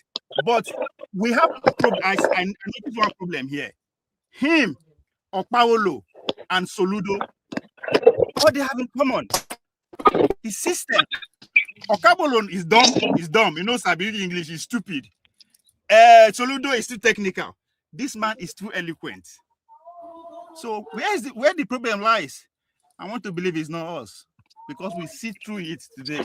So anybody who is refusing to go back to the community where the numbers are and teach, it don't mean any change. Because if you go back to history, that's how they do them. Donald Trump that we are seeing today, the movement that adopted him, they went back to the traditional system. Radio, community drive movement. Then build them for years until they see person where they speak their language. That's the relationship between Trump and MAGA, because Trump is an establishment. He's part and parcel of them. But there's no way it could be achieving what he's doing if he go the traditional route, go to the established media, established think tank and all that. No, they went back to the grassroots. Somebody said even when they lost, he no greasy then lost. But 2 years after then, he declared that he's going to run. And they started working. So if they want to go protest for Abuja, Aksan, how many thousand volunteers? Because now Nigerians, as somebody said, this is a change that affects everybody. This one not being bipartisan now. Now Nigerians get this problem. Okay. But they are not letting Nigerians know. Thank you. Thank you so much. Thank you. I agree with you, Obie. And well, it's not just one road that leads to Lagos. There are many roads that leads to Lagos. Sorry, Jagu, can you put off your mic? I put it off, you put it on, and it's disturbing us. Your mic, Jagu.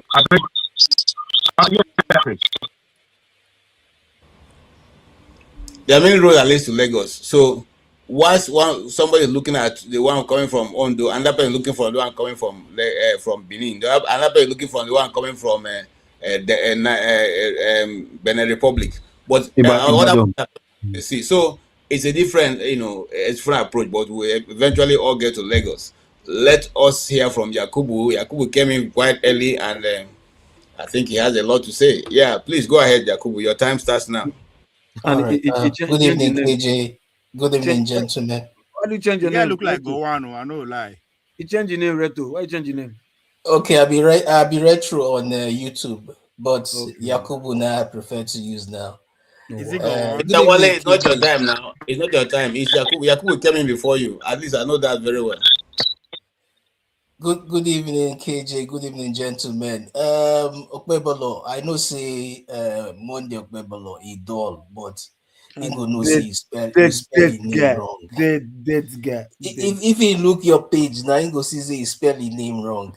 At least he know that one. All of us don't know book. All of you know, that's why they support that. All of us don't know book. You see, I can relate to him. All of us now dummy. People don't want to see that. I cannot vote against my interest. Now, all don't like me, I go be support. I can only support only like me. Thank you, Yakubu. Thank you for saying that. So I just joke.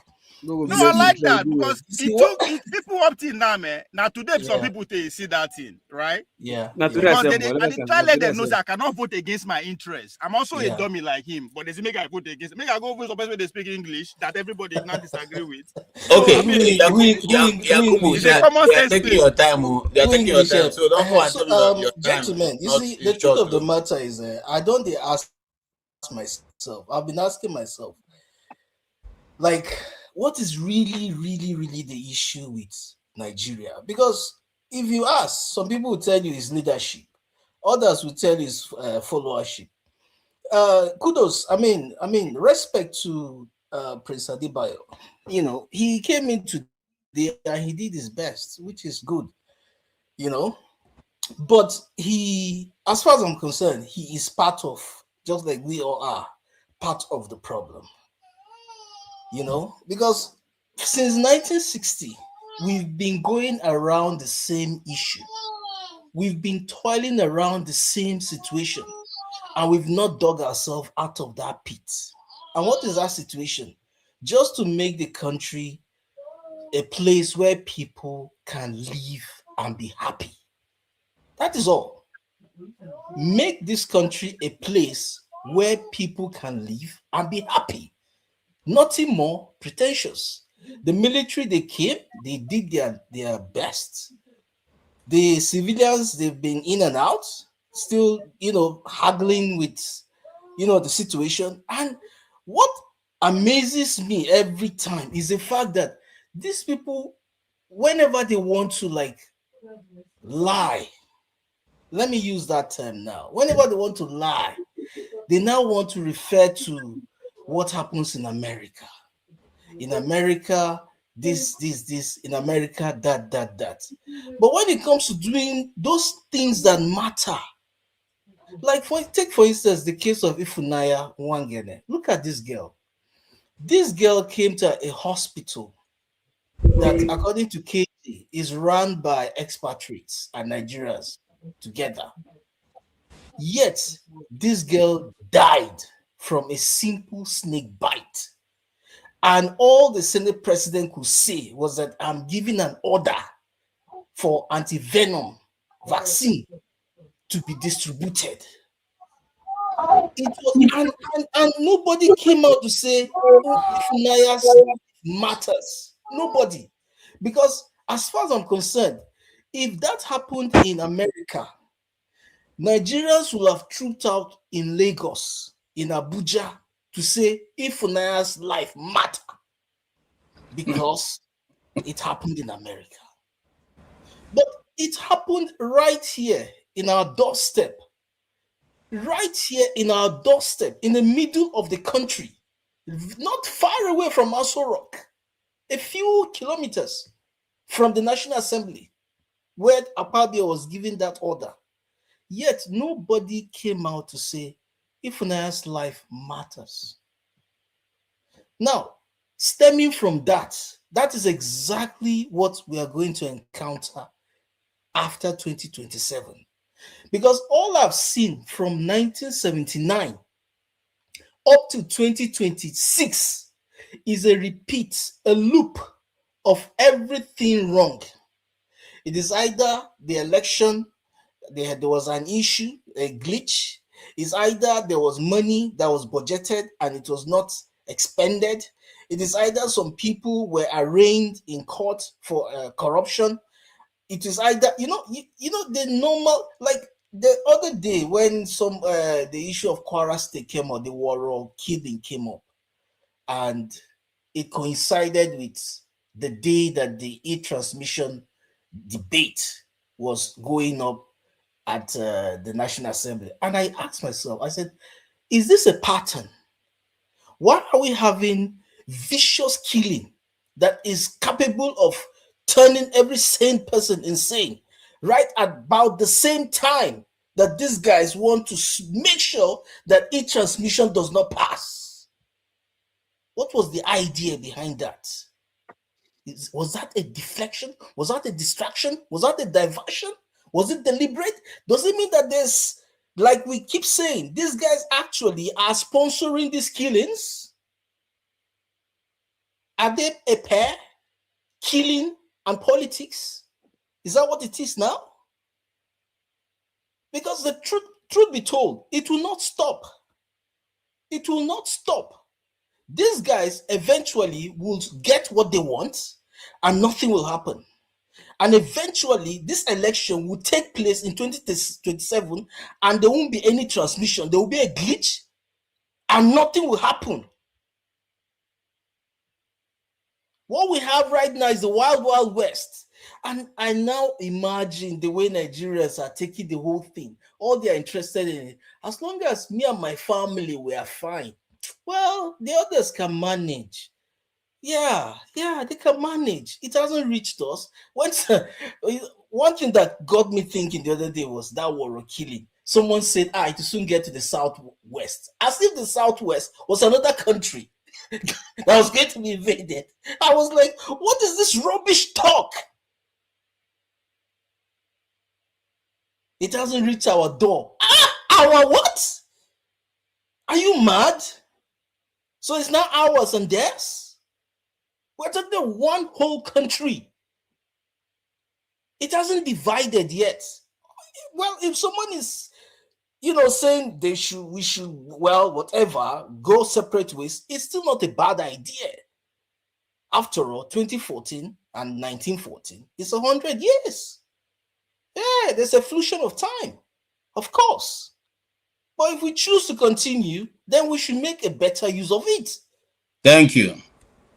Yeah, I mean, Yakubu, I didn't want to stop you, but your time is up to 8 minutes, so I needed to stop. Fine. All right, now you see, Yakubu, why are you in 1950s black and white? That's his choice now. Okay, so now, guys, is Yakubu Gowon grandson. If you look at my YouTube page, my name is Retro. So I like to think about the past. Hello, guys. And then I pause and then I reflect. Calm down. Nice one. He's trying to disguise his Yakubu Gowon's grandson. Calm down. Okay, now here is what I want to leave you with. The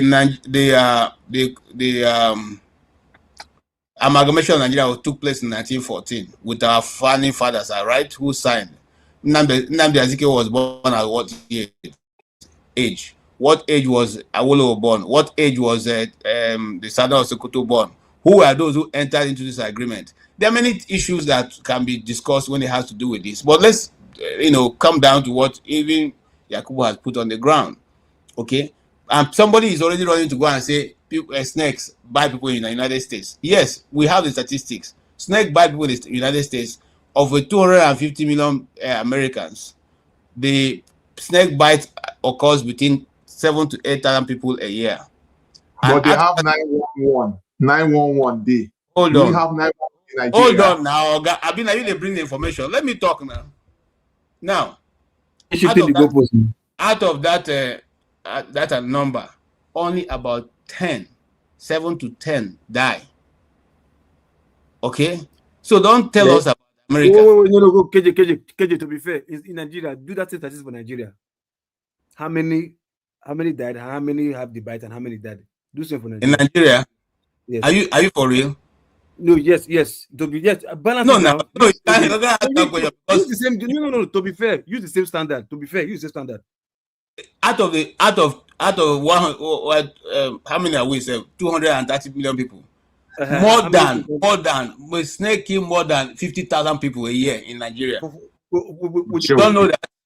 Wait, hold on. Where are you getting the stats from now? Are you reading it? Wait, you don't even need to go far. You see, because of this story now, I did a story once in Gombe. Okay, there's a snake. Bros, There's a hold on. You just read hold America on now. You statistics. asked me a question. You don't want. Okay, if you know this, answer it now. You are derailing. Hold on. You just asked question from. You gave America. No, answer. Okay, answer it. Like when you speaking, then I'll talk. Use the same for Nigeria. Where do you get your statistics from? You said no. I should go to. You wrote a one. No. The statistics you use in America, or you read it from somewhere? Because Nigeria's one. Okay. The Nigerian statistics is not there because not every snake bite is recorded in Nigeria. That is one. Two, there are villages that are known that the people suffer. Each one of them suffer from snake bite almost on daily basis, and that village is in Gombe, where you have the snake hospital, because the snake was so prevalent. They have a place where people go to treat for it. Okay, it's almost as common as everyday occurrance. So and how many have died? How many have died now? How many have died? Okay, I'll leave that to stay humble when you get to your turn. You answer you. Let's move on. Because I think you just want to waste our time, you know. No, all right. Waste your time. That's what you want to do, because you are not seeking for information. You see, this is just what Yakubu said here. When we do, we will say America, America, America, America.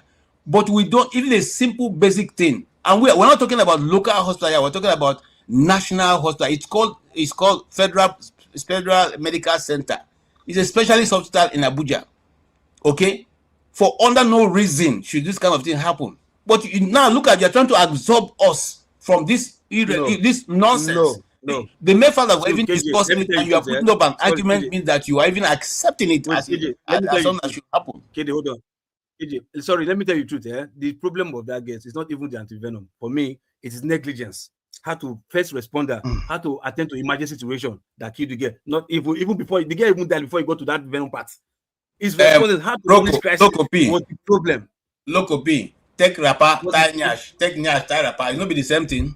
Okay, no wahala. Continue. We cannot disturb every other person. No worries. All right. Wale, go ahead, please. God, let me say it, KJ. Which kind? I never heard that one before, KJ. This is my first time. It's a Yoruba adage. It's one of those. I think it's in our husband had gone mad again. I think that's why it is. One of those. We have. Look, Nigeria don't spoil. I'm telling you. The only one I hear that for those writers are no longer available. These are writers. If you get knowledge when you finish reading them. No, okay. They are some. Fela say anything when you they do this street. Put Gary for water. Put water for Gary. Tied up for goods. It's Olaro to me. It's Olaro to me. Why not? Let Wale speak so that people can speak and go to bed. Civility matters. Take it easy. We're not here to this. Go ahead. I apologize. Still part of your paper, brother. I apologize. Stay humble because they pay me too. It's okay. I greet everyone and thank you for everyone who has spoken one way or the other. First of all, let me say my own mind regarding the guest. It's not easy to come to a platform and say the gospels, the criticism. That's why when I look at this platform, I look at the numbers and I always wonder why the numbers never grow or this why. See, as much as we all think we love Nigeria, sometimes if you understand Nigeria, that means it's not well explained to you. Because let's look at it from the platform here. Let's say this is the country, all of us here.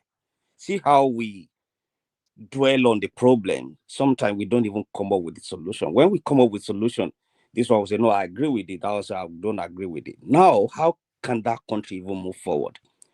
All of us are not going to be experts.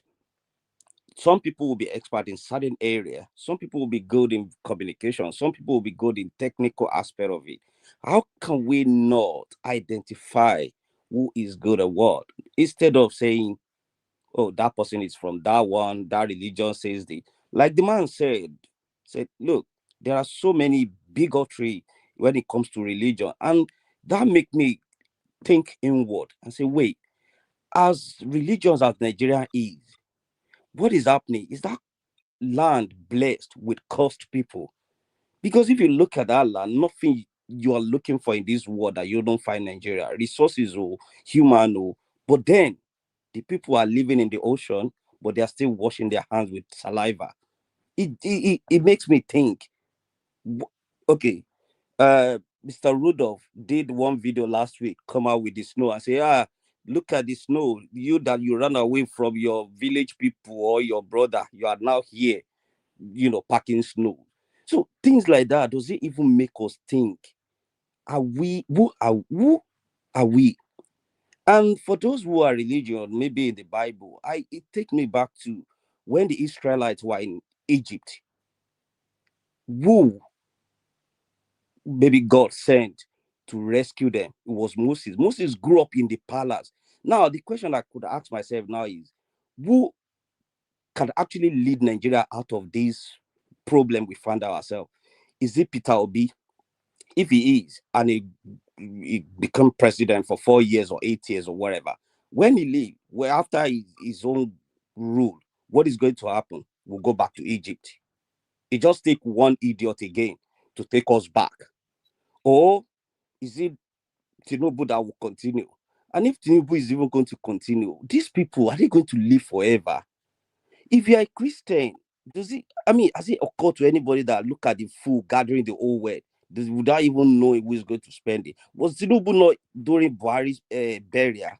What does he taking with him? And he's still living the same thing. All of us, we are here. It just make me think, who are we? What are we? What do we even want? We will argue this week. We will talk about it. Does it move us anyway? Yes, we are abroad. The light is there. This is there. But do we even think for once, every Nigerians, even the unborn, selfish? Well, it's human nature. But to me, I'm thinking, if I'm accusing that person, Tinubu or whoever is in government, that they are not doing well, I asked him one question one time ago. I said, if my uncle stole money to raise me, send me to, best school, and it got to a time when my uncle got arrested, and it has to be, well, maybe I'm a judge. Will I send him to prison or will I crucify him? Remember, I've benefited from the money he stole one way or the other. So until we all ask ourselves, all these government officials are coming to abroad to buy property, to spend money, they did it, well, most of the time, they will do it through us, either directly or indirectly. So until we all look inward and say, what am I doing in my own little village, in my own little community, that is actually even destroying the country one way or the other?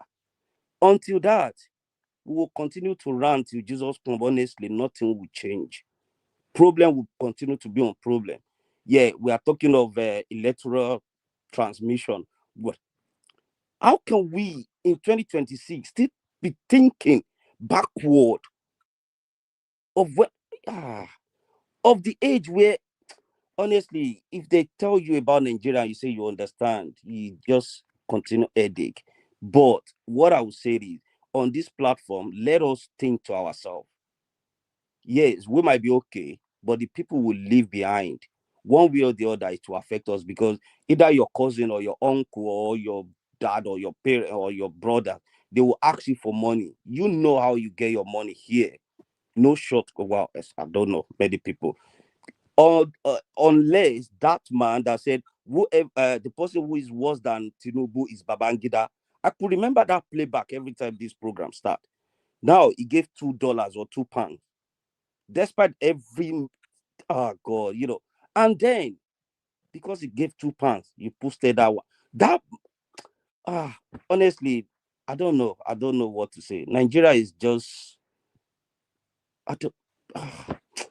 I rest. Honestly, it's good to listen to people.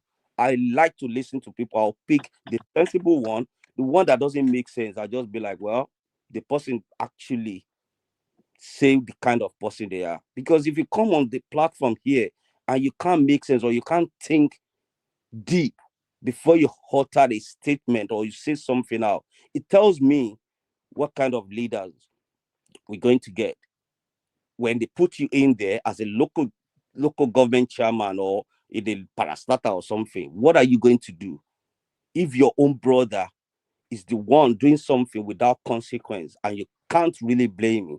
So let us think to ourselves, what is making this country we all run to? What makes it better? It's not that they are saint, but Okay. there is Wale, I want to understand you. So what are you saying basically? That we are not saying what the people are saying, or we are not understanding what the people are understanding? What exactly is you are driving? Because are we belittling them? Are we taking ourselves away from the Nigerian society? Are we taking ourselves away from the problem because we are not in Nigeria? What are you saying? Thank you, KJ. We do. And to be honest with you, there are some sensible people on this platform that I love to listen to them when they talk.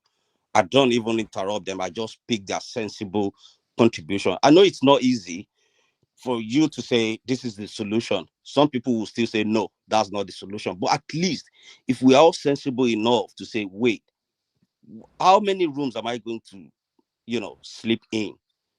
If our president could spend 34 billion and some people are still justifying it, then you now ask yourself, Buhari went to London. Is it London? He always treat his hearing aid. Why can't they have hospital? How many times Boris Johnson or the Prime Minister of UK have traveled anywhere? So people will still say the truth, but the people who are benefiting from that corruption, from the estacos, from whatever they are getting, that is, that crumb. You, KJ, will say, yes, you've worked, in the media, how these people spend the money. You could have enriched yourself with a brand envelope if they give you one. Rudolph could have, done something. But people will still say truth and say, look, no matter what, my integrity, my value matters. Some people, they can sell their mother because of little money. So when people that come to this platform speak the truth, yes, they might be tempted and fall for it. They are human beings.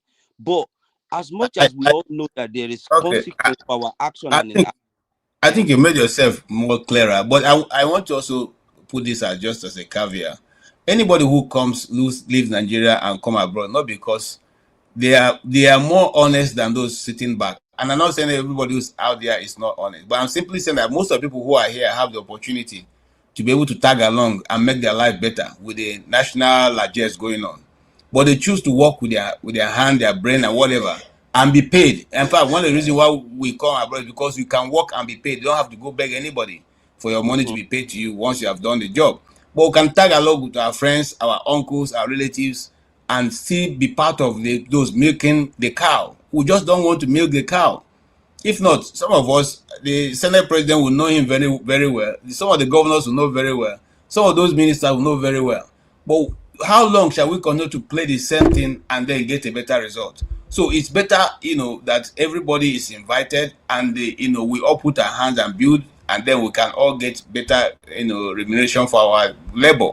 Unfortunately, the few are not agreeing.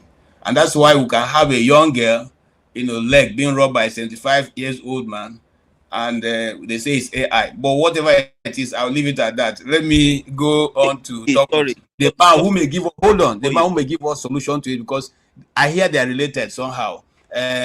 Support the electoral voting and Oshomole are almost from the same relatives. So let us hear whether that's the way they do it in their community. Because he has been supporting the move that the man made. He said they should allow him to enjoy himself. So let us hear. Hold on, Wale, hold on. That's voting has to tell us what is going on. Something, KJ, nothing to do with the man. What I want is just a little advice, please, if you can. You see, this is a good. Almost 10 minutes now. You have spoken longer than every other person. This is a good platform, but it's not reaching out as I expect it to be. Please, it's not reaching out because of the algorithm, not because we are not doing this thing.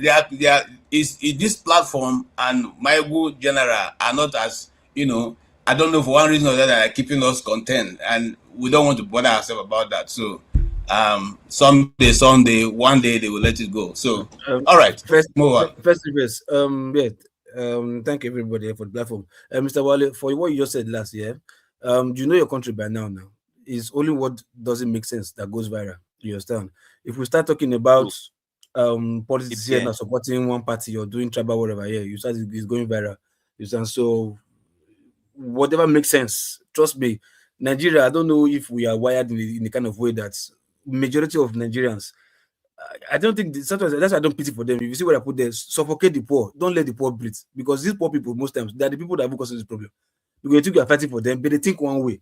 You understand? So churches are growing in Nigeria every day, and still we're having worse problems. So that's tell you the way they think and the way they're wired in Nigeria is just different.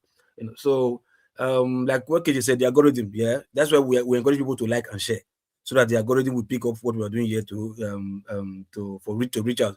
And when you say sometimes solution don't comes from here, yeah, it's because here it's not like a parliamentary system where we do votes where we have the ayes and the nays.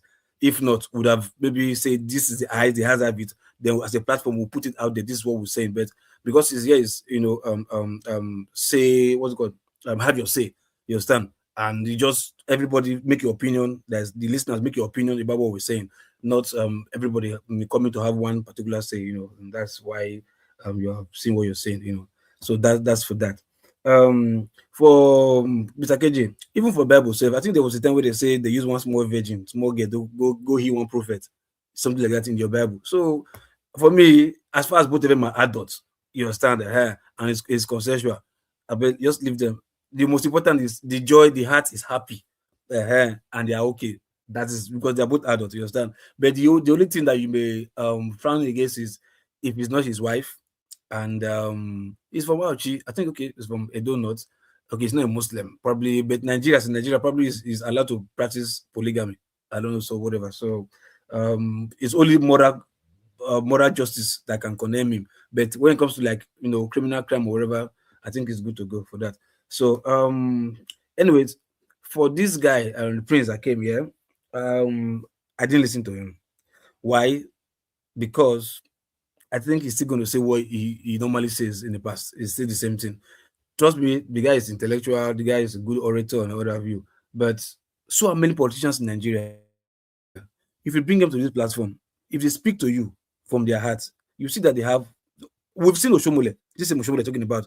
Sometimes when he wants to do his job in the House of in the Senate, you see him speaking well, accusing the Senate, whatever this they're lacking here. They know what they want. These guys are not illiterate. They went to school for Canada and they're graduates. You understand? They know what they are doing. It's just that they don't just want to do it. Like Nigerians' problem, Nigeria, they have the laws. Our problem in Nigeria is implementation. Nobody wants to implement doing the right thing. Nobody wants to take punishment for doing the wrong thing. You understand? If we are being punished for doing the wrong thing, whether immoral or criminal, I think Nigeria will sit their ass upright. You understand? So our problem is implementation. Even if this whatever reform you are saying they want to, you say they should put what's it called electoral reform, they should put real-time transmission of results. My brother, in the back end is somebody that's still going to control it. You understand? You can put it up there right now and they tell you server down. You understand? It's still is that there's this human factor, this implementation by humans that is the problem. For me, I don't see anything bad in the last election. You understand? If only for the fact that, okay, let's use the Abia State for instance. Why didn't the bad electoral system affected the Abia State results? But the person handling it, the woman, they're like, no, I die here. The right thing must be done. There's no computer to say no, it's computer that will correct it or whatever. No, it's a human factor. That human factor that's always been Nigeria's problem from the get-go. And because people don't get punished for bad behavior, we've been rewarded for anyhowness in this country because we've seen the reward. People the other day, Dino Milai came up with his smelling mouth saying Nigerians politicians are wasteful. Meanwhile, you park like 10 cars that you don't even drive in your house. Ferrari, you don't drive your compound. You are telling politicians are wasteful. Meanwhile, you're own part of them. So because we don't get punished, we don't even get called out for bad behavior. Like what they said, because they said if your uncle stole money and he trained you abroad, if you're a judge, will you call him out? Maybe morally or conscious, but you say no. But if you want justice to be served, why not just call him out? If you really want, if you truly stand for justice, what is there? Because if you call your uncle out, your uncle will know. It will pain him. Are you where I train? But you do your job, Sha. You understand? Because it's doing your job that's the problem. Because we're not doing our job, that's why we're where we are. So for the guy that came, he can say whatever I want to say. For me, same thing with general politicians. So whatever we talk here tomorrow, not to happen unless we act. You understand? And like what somebody said, they won't blame that. They won't blame their error, because if by that time they were having people like Peter Aka, maybe Precious, people like Aisha Yusuf, maybe Very Dark Man or whoever. What's it called?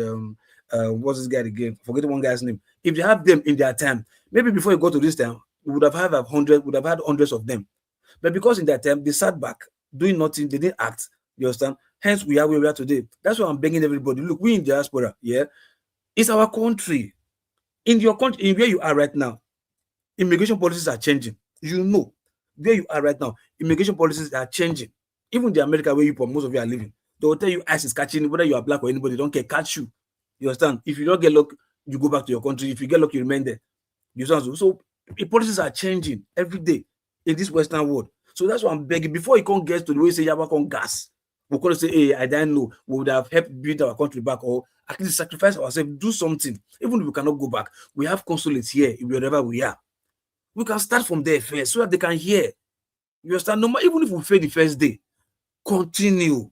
Whatever these people are doing, like this Peter Aka you're talking about right now, he started the first time, yeah? Nobody listened. But consistency, look at now, you now have a voice. He missed one Marriott. He was doing the consistent, going to platform, speaking consistently. Even if the bashes is getting, he still stood on his ground. And look at where he is right now.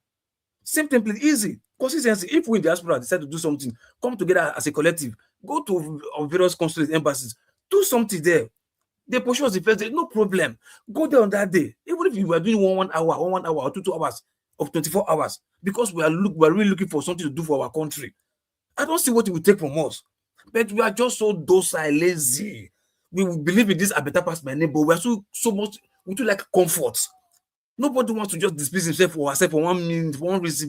Everybody just want to chill, big boy. You know, I beg also get my money, build house or drive better car or wear better clothes or go to a party and be showing that I have money more than my neighbor. The same I better pass my neighbor syndrome.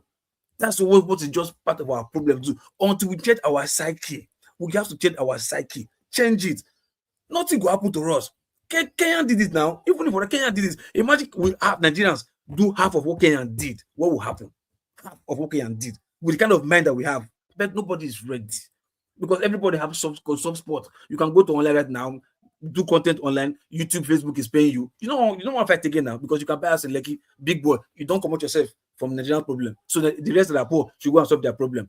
Not mean that a day that will come where Yawa go gas, no matter your money, it will touch everybody. But until that day, or before you get to that day, please, we should play these chairs with them, look at the future. This is what is imminent if we don't do act immediately. You understand? Whether we're in diaspora, because we come here talk from now to tomorrow, these guys, their hearts don't cross. There's nothing that is going to change. You understand? So we have to do something. Now that we still have the finance, power, and energy we are still young to do something in diaspora, please, let's do it. Time is fast spent. Time is running out. We're running out of time. Okay, thank you. And that's what I said earlier when I started, that we are still doing local this thing when the world is moving so fast and moving away from us. And a particular man, I don't want to mention his name, said that the problem with Nigeria is that we think everything is sketch. We like to make sketches and laugh about everything, but and we are truly always laughing, and making sketches, and that's all. Even the snake bite has turned to a sketch now. They're making up and down. Nobody brings in a serious discussion that will turn around. And then the Senate president, who is a jester himself, I think the only thing that he didn't do was to have been given a role in Macbeth or one of those Shakespearean stories. Calls and says I order. I order. That's all that you see. Let me tell you, I've come to a place of frustration, and I was discussing this with Rudolph, and I said I wanted to step back from this program, and he said, well, we can't do much than talk, because you find out that people, ADC went to campaign in Lagos, like Lagos poor people from Ajegule and all the other places, all the slums, gathered in the street and told them not to campaign, tore down everything, and tell them to leave Lagos. They are satisfied with how things are going. These are the same people we are here sitting and fighting for. And then when you see that, what do? What do you say? People go and gather in Abuja and say, look, leave Abuja for us. We are satisfied with what Wike is doing. We are satisfied with what Wike is doing. Okay? So how do you now change a system where the people who have been oppressed are so happy being oppressed by the oppressor? That's a question that I would bring. Jefferson is gone off. Yeah, Jabu can go ahead and answer that question. Why Jefferson rebukes?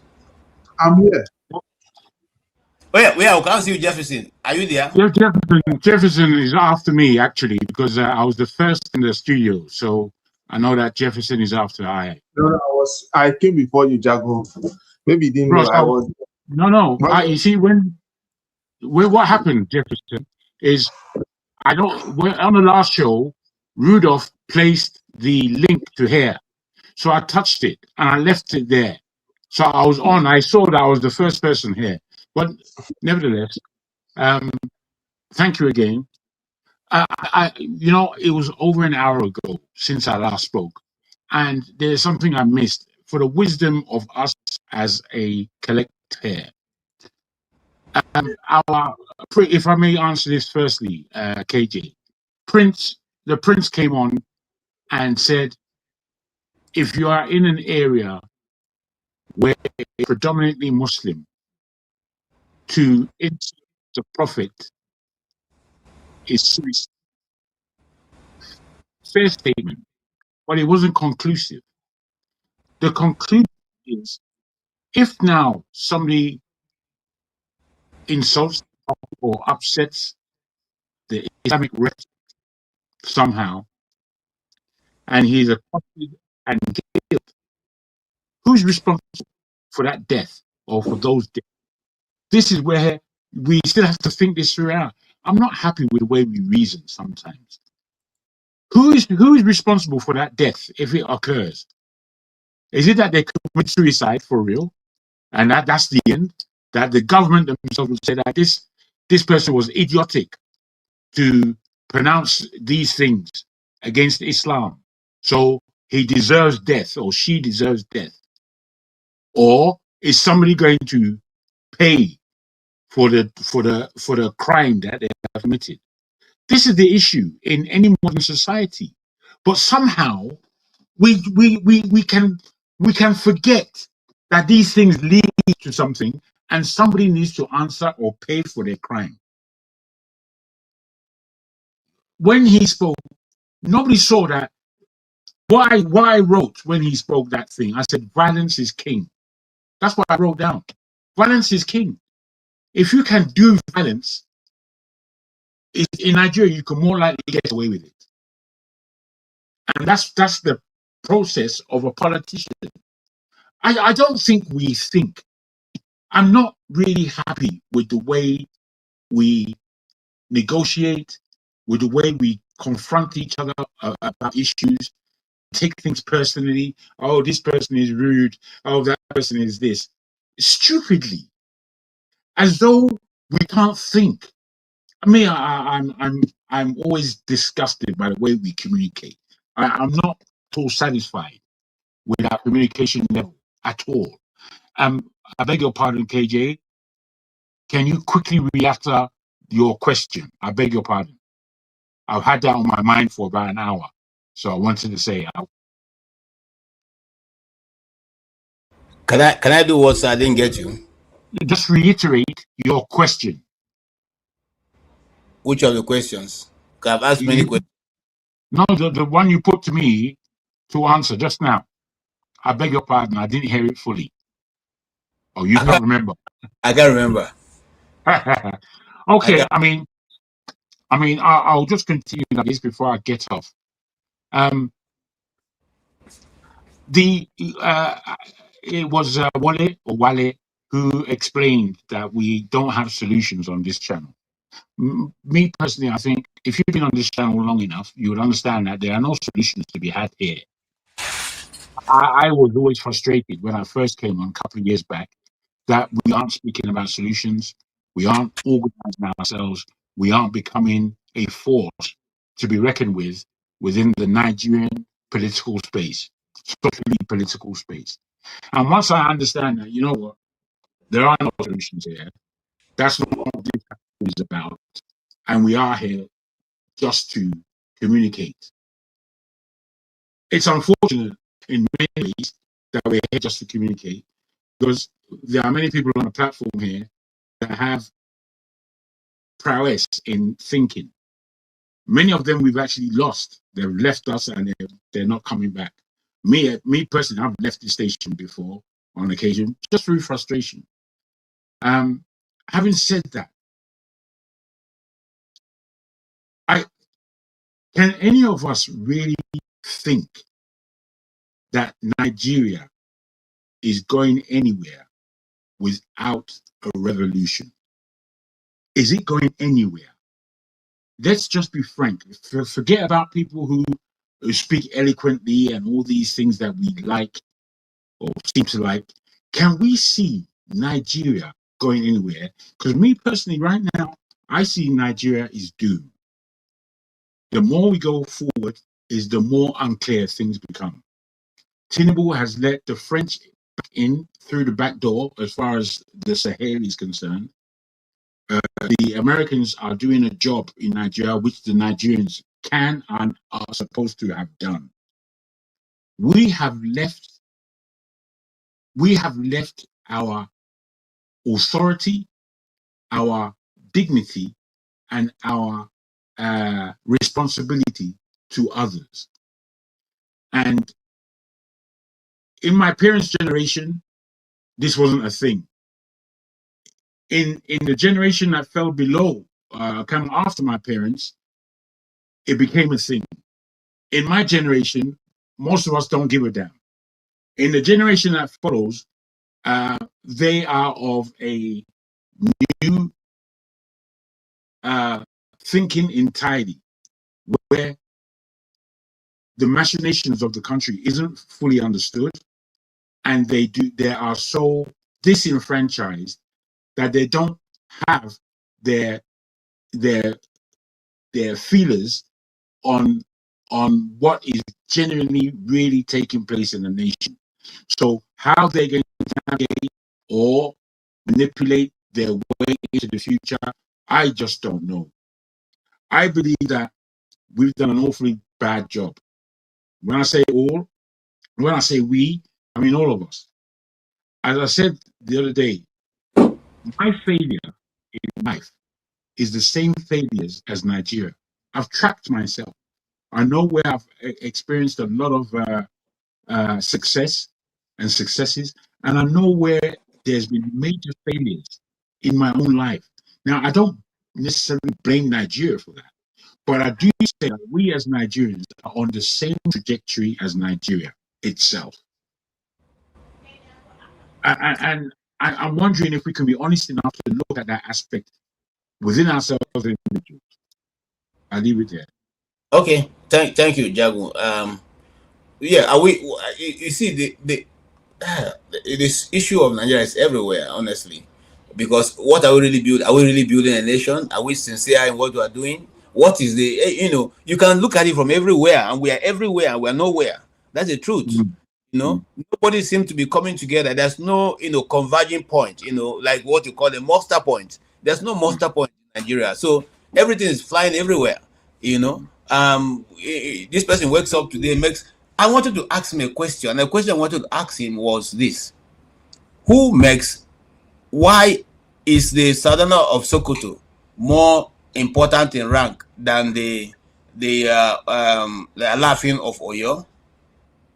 If it's not, how come Southerner of Sokoto, is the chairman of all the traditional council in Nigeria and has been so since Nigeria was formed? Why? I'll tell you why. Let me tell you why, KJ.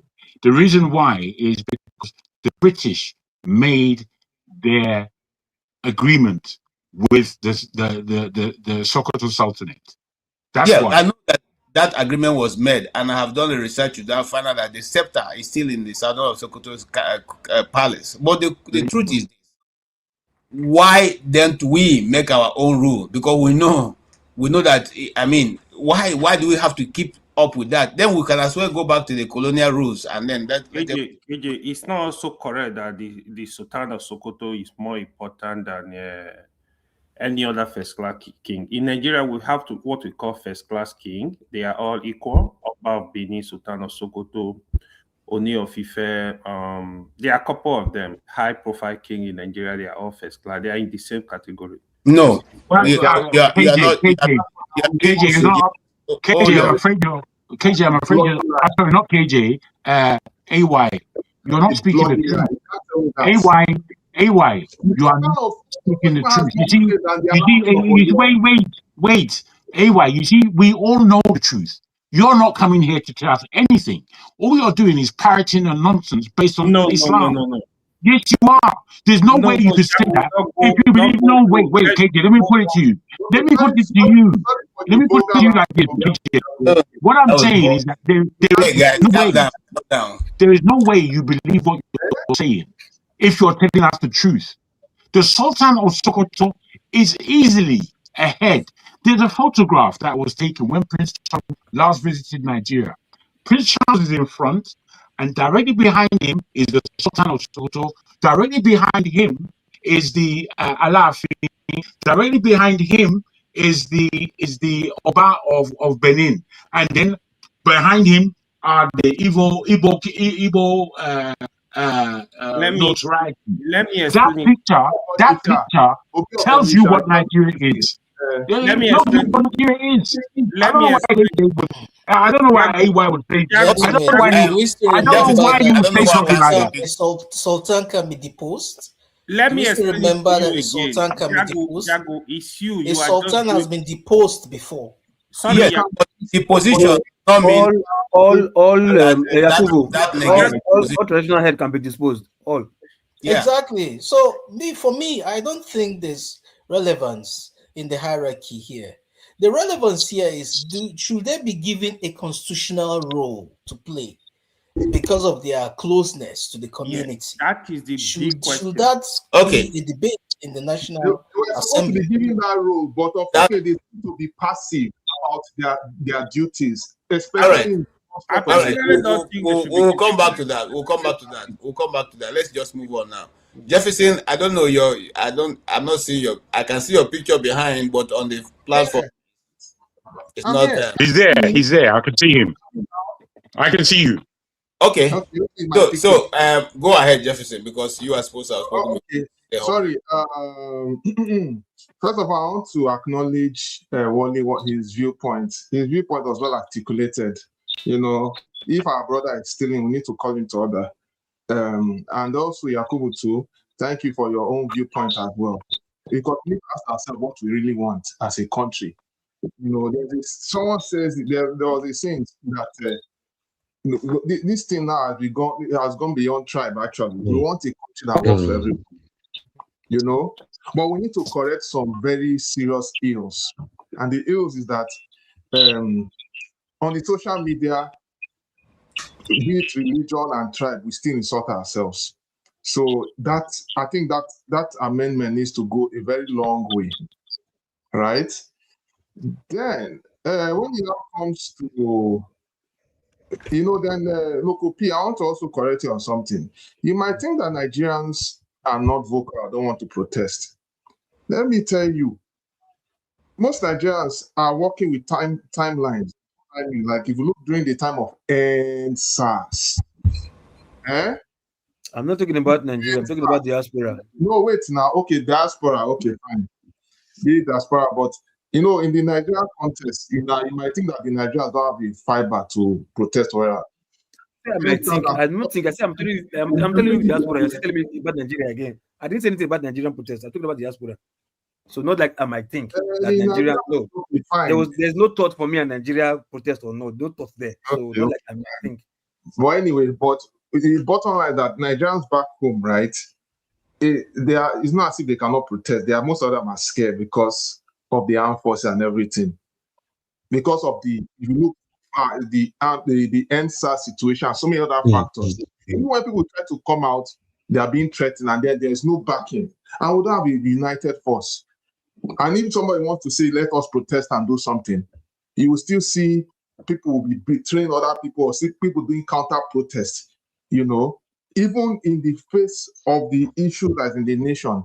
And at the end of it, it's all about who gets the bread. They don't care if someone kills another person, as far as I'm okay. So at the end of the day, that nationalistic interest is not there. We don't have that yet. going back to what that guest speaker, like I said, he has said all his own viewpoints and everything. But at the end of the day, look, they say he's part of the establishment or whatever. At the end of the day, you have to start from somewhere. If he's part of an establishment and he can do something different, it will be good for every one of us, you know. But nobody knows we don't know to what extent how he's going to go about it. And I also want to appreciate the fact that there's a strategy on ground, according to them, that they don't want to disclose. Because one thing I know about the APC government is that if you start putting your strategy out there, before you know, they'll start find a way to capture it and turn it upside down. I think that's what is even going on. So it's actually either here or there. So all right. So hold on. I'll still go back to the Obi situation. Obi could have been protesting, like I said. They said, people say Obi doesn't want to protest. Don't forget to the same Nigeria where if he come and protest, they will say he wants to scatter the country. You should read sometimes you read the what they call it, the body language of all these things. So I think they're just being diplomatic about the whole situation, and the diplomacy could be that he's trying to align with other opposition to get a front. So I can tell that work is a work in progress. So as for us being progressive and moving forward, I mean, the only way we can achieve that is we have to just tell ourselves, first, drop our religion, second, drop our tribe, and have a common value system. Just a common value system that should be nationalistic, that we can be able to advise people both here and abroad. So both here and back home. That's the only way forward. If not, if we continue with this mindset, no way. Thank you. Okay. Stay humble, please go ahead. Okay. Yeah, thank you very much for this opportunity. I appreciate and good morning to everyone. And also those in the comment section. Before I go on, I would just want to say something very important, because when my brother Yakubu was talking, he did mention that that we all are to blame for what's happening in Nigeria. Please, let us discard that narrative. This is the same narrative that people, whenever I hear people mention that, I know they don't have a stand. Look, the situation of Nigeria requires that you have a stand, and your stand has to be firm. Your stand has to be solid. If your stand is the same thing as that of those who go about to lay the blame on everybody's doorsteps, I am not to blame for Nigeria's problems. We have not contributed. You did say, Mr. Yakubu, that we have all contributed to Nigeria's problems. We have not. I personally have not. I lived in Nigeria, was a law-abiding citizen. I worked for the government in several capacities, worked even with the Lagos State Civil Service, did all the things, all the nights, all the sweat, put in. And even while I'm here, a law-abiding citizen, I've always spoken the truth. I've always contributed my own opinion to the discourse about Nigeria. So do not say that I am the problem. I am not. Do not say that I've contributed to the problem. I have not. And do not say that we all have contributed to the problem. Because I know that this group, yes, people come and say that we all talk and talk and talk. That is what we will do. This group is a think tank group.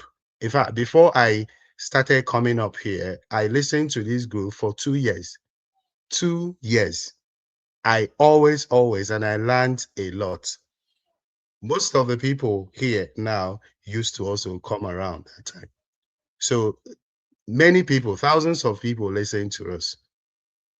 And people, even the politicians, even foreigners, they listen to what is said here. They respect this group. So let us, whenever we come here, take this group very seriously. So let us not say that we have contributed to the problems of Nigeria. What we are doing Stay here is humble. solutions. Thank you. I've heard you. Solving the Give problems. us your own view. Because if we are not interested, if we were not concerned, we will not be here. What is the time now? This is almost 3 a.m. and I'm awake. You're trying to speak. Now, back to the issue that we were discussing. I wanted to come up when Prince Adewole was here, but for some reasons I couldn't come up very early, to be among the first three to ask questions or make contributions. But when I came up, for some reasons I can't explain, they didn't bring me up. Surprisingly, I don't know whether maybe they thought I would ask something very sincere. No, hold on, stay humble. We had plenty of people. A lot of people didn't get the opportunity of coming to ask questions. So you unfortunately one of those people. So I'm sorry for that, but not because of any other thing. There a lot of people. So Mr. I'm sorry, Prince Adewale. Prince Adewole is a very educated gentleman. He has paid his dues in his profession. He's learned, he's very eloquent, he's very articulate, and he understands Nigeria's politics and global politics. He can talk, really. Personally, I'm not a big fan of him, because most times he speaks from both sides of the mouth. He's almost like Shegu Showumi. So that's why I'm not a big fan of him, Prince Adewole. But he understands politics, and sometimes we do not even question the pathway of some of these people. We just see someone, imagine, from somewhere, and then contesting for this or that or that. We don't even question what is the pathway, what have they done in the past, what are their achievements, and how did they come about this particular stage that they are in. Before 2022, I never heard about Prince Adewole, and then in 2022 I started hearing about it. Yeah, so I've not had time to go through his record, maybe because of his ideologies, which I find really weird. It resonates with the John Abbas of this world, with the AYs of this world, with the OVS of this world. They are very, very comfortable with his narratives, with his sentiments, because that's what they want. He used to be very much anti-P2B, Prince Adewole, but recently he's trying to somehow, because he's seen that P2B, you can't really, whatever you say or whatever you do, whatever gang up or conspiracy, he can't be shaken. The momentum is still there and it's even increasing. So recently he has toned down on his harsh criticisms of P2B, really, but it's still the same thing, not having any stand. So I was going to really, really batter him with questions, but Rudolph saved his day, really. So maybe next time, really, when I catch him, I will really, really ask him very, very telling questions. Trust me. Now, he mentioned in some of this that if perhaps Tinubu travels to America, to Great Britain to see the prince, that the prince will not have time to, or would not be able, or the king, was it the king of England or something, the king, whatever they have now, I don't know, that they just look, if holding Tinubu will make them get what they want from Nigeria or continue to maintain the status quo, they don't mind. I know them, whoever it is, whether it's in America or whether it's in Britain or France or wherever, if holding him, guarding him will make them get what they want, they don't mind. We've seen that before and it will continue to happen. So let us discard that. And he did mention that, he that has a presidential candidate, ex-presidential candidate aspirant, that he wouldn't want to criticize Tinubu when he travels, or wouldn't want to criticize the president when he travels, that he would like to wait for the president to come back. Look, you. Oh, yes, he mentioned he had been invited in several places. He has gone to Washington, D.C. He has gone there. What about the average Nigerian, on the street, who doesn't even have a future, who doesn't even have a hope? You understand? You have the privilege of being invited by so and so and so, and that's how you came about contesting for so and so. Who are you representing actually? Who is backing you? So those are the questions that we don't ask. Someone just comes out and speaks very eloquently and very enthusiastically about this subject. He's very brilliant.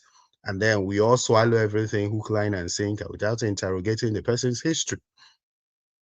Now, and he also mentioned, okay, now, before then, people came here after he had gone, and they were full of praise. They were festooning him with praise, garlanding him, saying, oh, that he did so well to come here where the riffraffs are, to even give us his audience. See, I don't want to blow my trumpet or whatever, but those people, in terms of brilliance or whatever, can't even untie my shoe. All those presidential candidates that you see, whatever they are. So by someone coming here to speak about his ambition or speak about Nigeria, the person is not doing me a favor. The person is not doing me a favor. So if we continue to encourage this culture of people living like colonial masters, because that's what they are. The people you call leaders, the rulers, they just replaced the colonial masters. The same way the colonial masters enslaved people, that's the same way they are ruling. So we all praise them when they come here to speak to us. Come on. Even Peter Obi was the one that even set the pace, then that he used to go around everywhere. He was on every single platform when those people were even criticizing him, calling him social media president. He was on hundreds and hundreds of platforms, speaking, granting interviews, talking to youth, talking to children, talking to people in restaurants, talking to people in cafes. So let's not praise anybody for coming here. If they don't want, if they feel that they are too big, let them not come. Let them not come. So thank you, my brother. God bless you for that one. Thank you. God bless you for that one. For coming here to address us or to answer questions. You say, oh, that they were patient to to answer our questions. Exactly. What do you mean by that? What the hell do you mean? Why did you come here? It's like, why did you come here? Oh, that they were patient to answer our questions. That means we'll clap for them. Wait a minute, sorry. So let me land now. Yeah, I speak the truth. You sorry, stay humble. You need to land now because we make the arrangement to bring guests, and you come here, you ask us to bring quality guests, and you don't want us to say that the guests, thank them for coming. Is that the way it's done? We're not thanking them because we're thanking them on your behalf. We're thanking as those who run the platform and have given them those invitations to come. They didn't just fall out of the sky and come here. We invited them, and we invite them, whether you agree with their views or not, does not mean that the time they spent was wasted. They could have used to do something else. Even you, when we close the program, we say thank you for your time and your treasure. I always say that because we're not paying for your data. We're not paying for your time either. Okay, you could have chosen to stay away. So we're grateful that you are here. The same way we're grateful that you are here, we're also grateful that the guests that we extend invitations to come. There are many ways to extend invitations to who say, look at the program. I say, look, I'm not coming because I don't want anybody to insult me. So those who come, we thank them for their you need to have some form of bravery to be here, and we appreciate that. Because nobody knows what you're going to say to them or what I'm going to say to them. So nobody goes to an interview. How many people go to drill them? How many if people they go don't to want to be drilled by me, let them not come. Very few politicians step into Arise News for any whether they know or don't know. So we appreciate their coming. All right, round up, sir. So, yeah, thank you very much. So he also parroted the same narratives that I heard when we were in primary school. Come on, that the only solution to Nigeria is to continue to patch up, is to continue to maintain the status quo. The same juvenile, childish, puerile narrative that they say, oh, that if perchance people decide that they are fed up with the Nigerian system and they go on their own, that is the same, oh, the same politicians will rule you, you people will fight, each other. Come on, that's expired. This is 21st century and people should have a brain, for crying out loud, and stop, being very, very ridiculous. Thank you. Thank you so much. Stay humble, and we appreciate your contribution. You see, stay humble. Let me just give you an example. We are more than 110 right now. We used to be 100 more, but we have less than 35 likes. So if all of us now go like this program and share it, we'll have more people coming in, and the numbers will swell. So if you guys don't mind, since we also need money to renew the channel, which is about $600 something for just one of the renewal. So I appeal to those who are still here with us.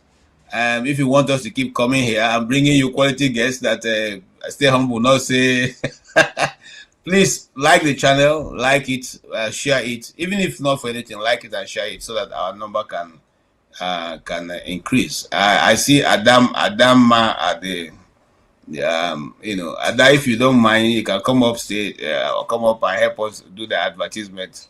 Thank you. And I see my brother Pansa. Please, we are doing our best to make sure that the right questions are asked and people answer the right answers. But then we cannot force people to say what they don't want to say.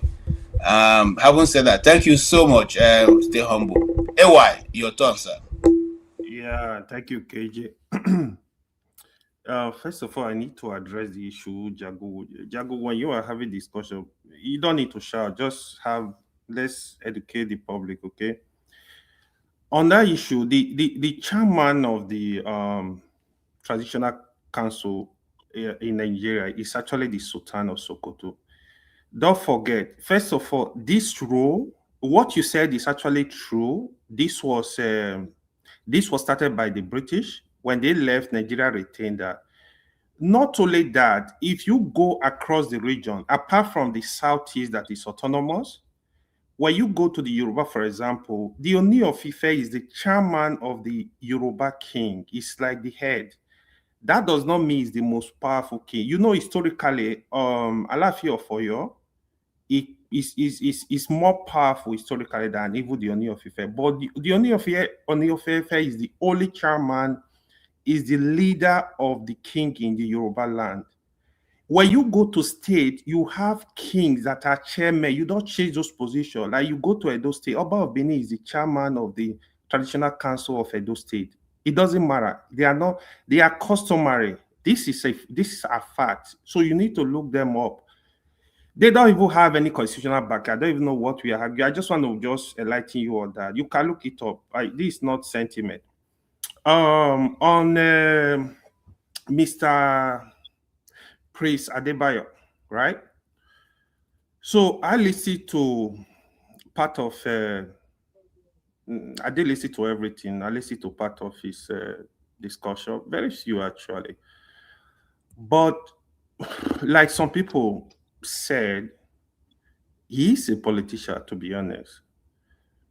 I know he tried to be politically correct. Yes, he really I will give it to him. He understands the struggle of Nigeria. This is not the first time I listen to him. I have close people that know this man one-on-one. They know him very deeply. People I respect and trust with judgment. They say a lot of good things about him. So that's one other thing I will respect him for. I wish I had the opportunity to come here. I would have asked him some serious questions. I think he's young. I think he's well educated, well articulate.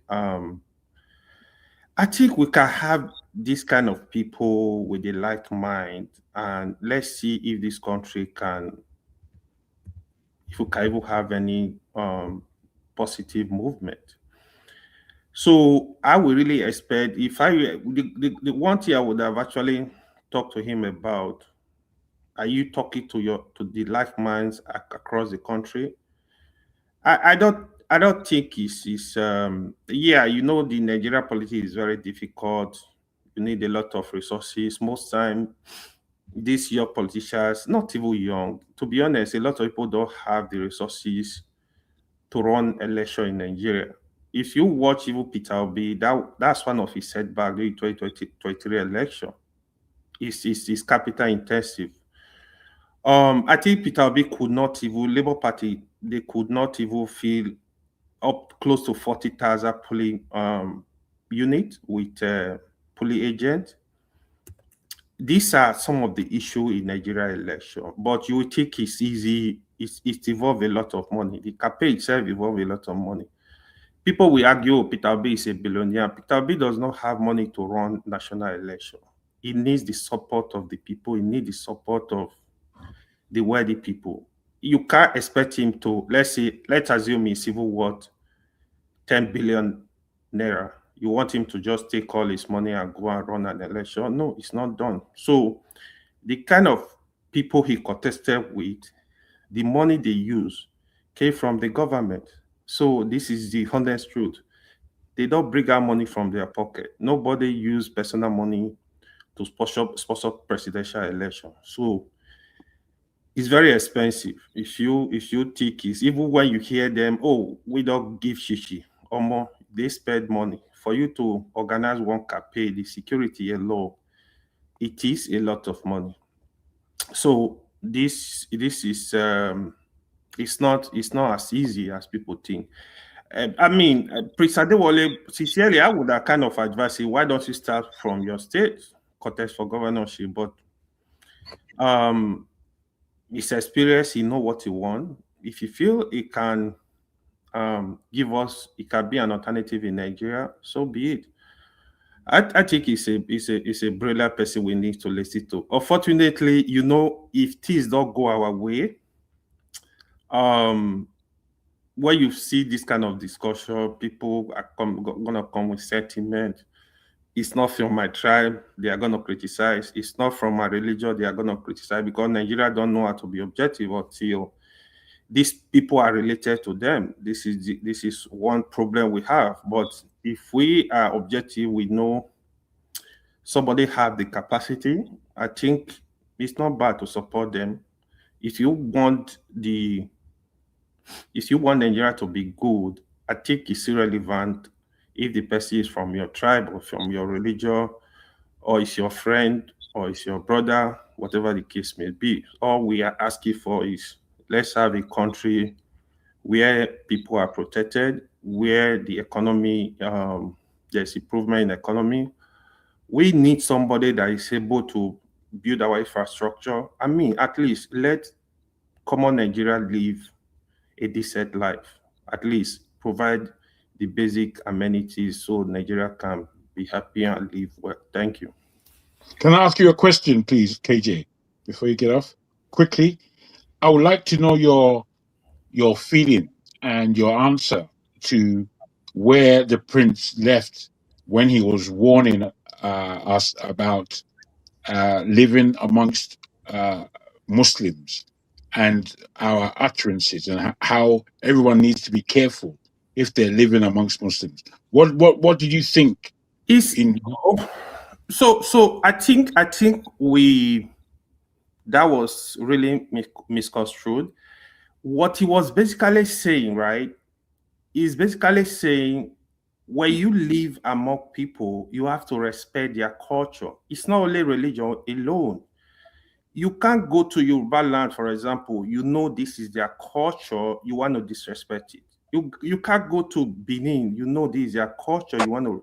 So culture, either religion, either culture, either whatever you want to call it, it's just like going to somebody's house. If you come into my house, for example, I don't drink alcohol. My friends know I don't drink alcohol. I don't share alcohol. If you come into my house, you are not going to get alcohol. it's just my culture. That's my way of life. So if you know you want to have alcohol, don't come to my house because I'm not going to allow you. It doesn't mean I don't respect you, but that's what it is. If you know you want to drink alcohol, don't come to my house.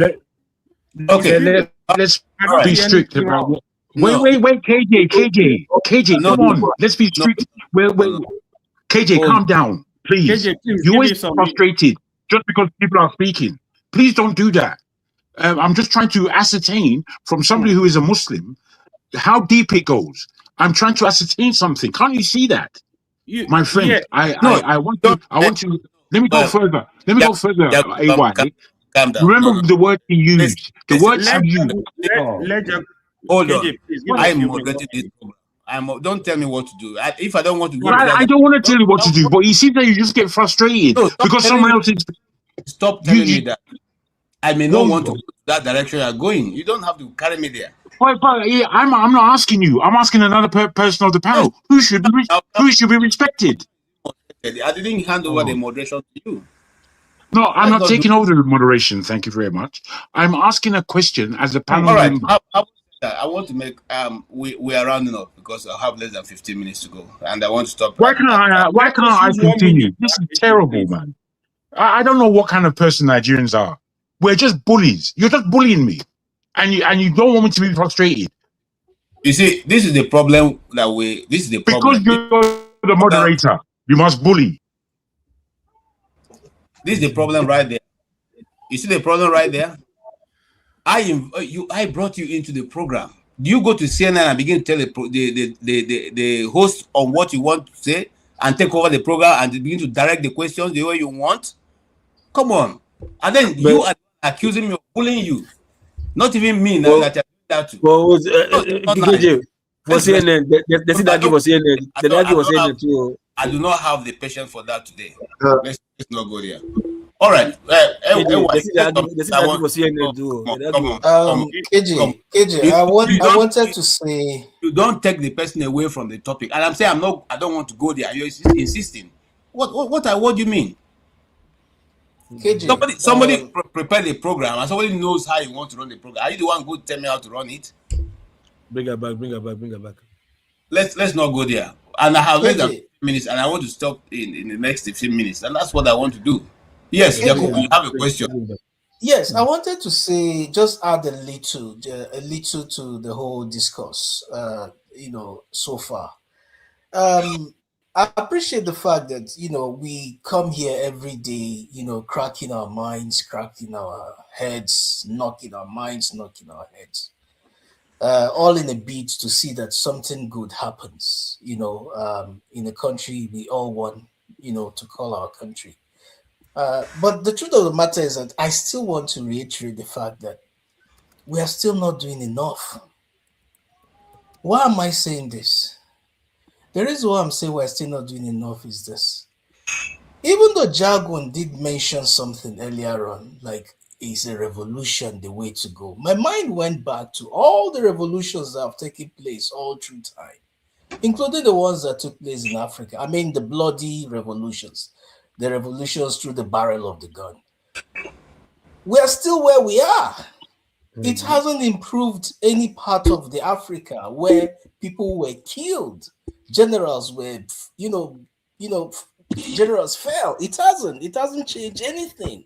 The only place where revolution worked was maybe in France, the French Revolution, and maybe in Russia, the Russian Revolution, and maybe in America, the American Revolution. Now, the question you should ask yourself is, what is the common denominator? The Russian, the French, and the American Revolution. What was the common denomination? It was the people. It was the people. It was the people. The people decided that I'm not going to sit back and rely on bread anymore. I want to take my destiny in my hand. Now, let's go back to Nigeria. What is the common denominator?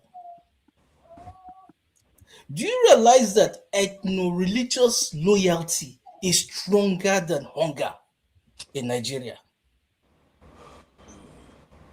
Do you realize that praising ill-gotten wealth is stronger than kidnapping in Nigeria. I can go on and on and on and on to give you the divisive factors that cuts across Northeast, Northwest, North Central, Southwest, South-South, Southeast. Yet, a chunk majority of this number, that is, we're talking of over 170 million, are living in multi-dimensional poverty. They call it a poverty that is less than $3 a day. Yet, these people cannot sit back and say, you know what? How many are these people out there? How many are they, from the local government chairman all the way to the presidency? How many are they? Are they up to 2 million? Are they up to 2 million? Even if they went to the best universities in the world, have they actually implemented anything useful? Because I'm not seeing anything there. I'm not seeing anything there. See, you can say something 100 times. Unless you leave it once, it can never be the same thing. All those theory I'm hearing just makes me like wonder, is that all we are good for? Is it only when we come to the abroad that we begin to act normal? Oh, if there's a fire, make sure there's a muster point, make sure there's a rescue, make sure there's this. But in Lagos State, if there's a fire, the road will never allow the fire brigade to pass through. Is that sense? Is that sense? There's an emergency, you can hear the bell, the alarm, the whatever, siren. Yet, that is when people want their own, that, like, you know, if he passed me, where they go? Now lie. You begin to ask yourself, is there sense in that? They will look at your tribe before they save you. That is another one. You go to the hospital, that is another distinguishing factor.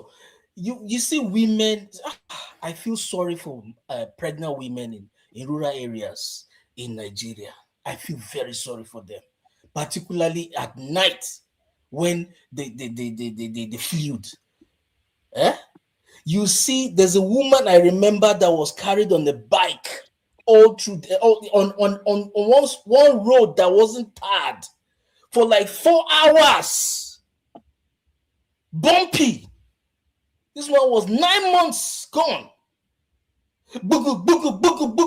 She died eventually anyway. How much is air ambulance? How much is air ambulance? Is that not enough for a village to rise up and go to the council, local government council? Air ambulance. No, nah. No, I'm serious. How much is air ambulance on that? I understand where you're coming from, but how much is it? Okay, thank God. Okay. How much is it? I tried best. Please, we are talking about, see, the way Nigerians approach issues is half measure all the time. You said that apathy. Since 2023, everybody has gone back to their cocoon. Like, we are okay. Now, 2026, the reason why people are coming out of hibernation is because of that money. The smell of thick money in the air. That's why they're coming out of hibernation now. It's not because they're coming to change anything. They're only coming out just to collect what they need to collect and go back. Like in my state, I left Nasarawa State Ministry of Justice because I was prosecuting young boys from Kefi prison. And I told myself, what is this boy's offense? That was why I resigned and left. I resigned and left because I was looking at those boys and I was asking myself, am I better than these boys? I'm even more of a criminal than they are for even writing that legal advice that they should be prosecuted. I resigned. But those boys, every day, even after I left, every day you are still getting young boys, young girls getting prosecuted every day in Nigeria for what they did not cause. Yeah. For simple things like give us job, give us employment.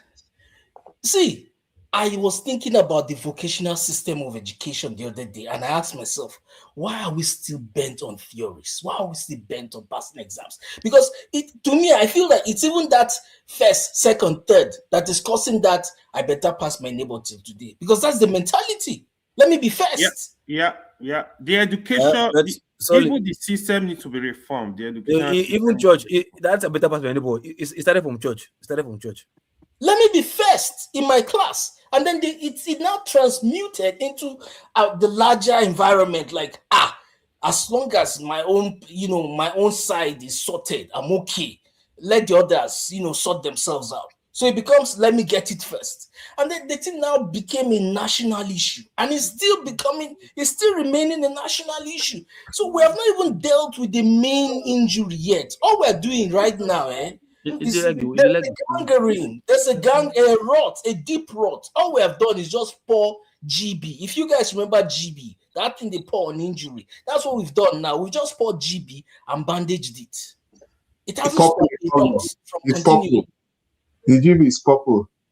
Yes, purple. That's all we've done. It hasn't stopped the rot. The rot is still there. We've just covered the smell.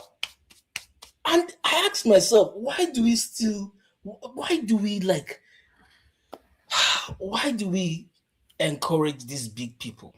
Do you know that when these big men, because I believe there are some of them that are even sincere, when they come to do supervision, do you know it is still us that will still make sure that we do painting. All right. Do small repair. So that when the government official comes, he will see that the place is maintained for the purpose of that visit. And then after the person goes, we now go back to square one. We still make sure that we encourage all those rubbish to go on. Thank you, thank you, Yakubu. And I wish you have more time because I would have loved to. Where is this one coming from? Anybody's phone ringing out? That's not my own, though. That is Nokia. Maybe it's Locopi. Okay. Monkey. Gentlemen, I think we'll have to round up here. And I like where you're going, Yakubu. We don't have time to go there. Are you closing down? Yes, we're closing away. And thank you for coming, AY. Thank you for staying humble. I will not close without to speak. I greet you especially. I will give you people 3 minutes to round up. And AY, I want to tell you that what you said about the Southern of Sokoto is not correct. Since we know Southern of Sokoto have been given that opportunity to be the chairman of the Treasury Council of Nigeria since Nigeria became independent, and they refused even before. Yeah, no. Remember that. Come on now, we know the history now. Remember that was what brought problem between the Southern of Sokoto and the Ata of Igala. He said, who made him chairman? He refused to accept that. Okay, so and that was where when the British was trying to force that down the throats of the Nigerian Traditional Council. What we are saying is that before the British, even if the British did, why do you need to keep it up? Yeah, I know. I don't also agree with that. I don't. So that's the question, but that's a discussion for another day. And I want to say this also just give me 30 seconds, please, KJ. No, hold on. I'm coming. I'll give you. I want to say this to those of us who have been asking, when shall we have that debate of how Mungo Park found River Niger? I want to say we are putting it this week. We will advertise it. I will now come here and these are some of the things we need to interrogate. How did these people get these titles? How does it come about? And why should we now continue to tell our children that Mungo Park found River Niger? Why not tell the people of Nigeria that there was Nupe people living there? Yes, we are follow people.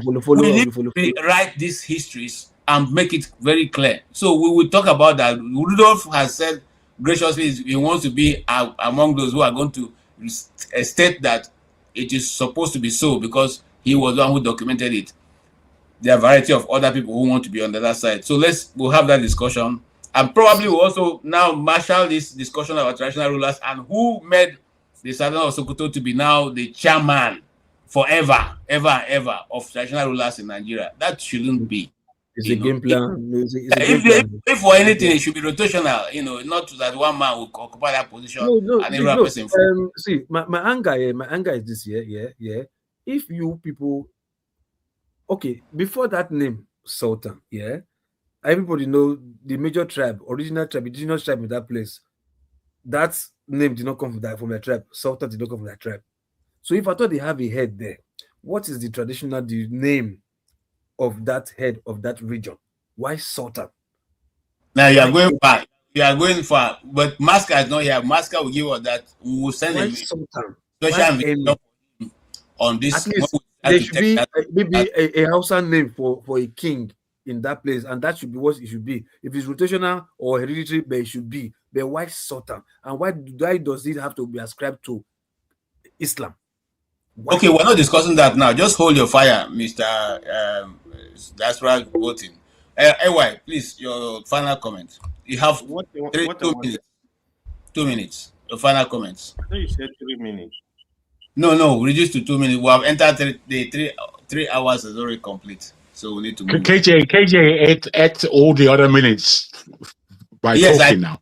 Yes, I did. You don't chop up. You don't chop up, put up for pocket. So like any Niger politician. You now. We are the same now, Yagun. All right. No way.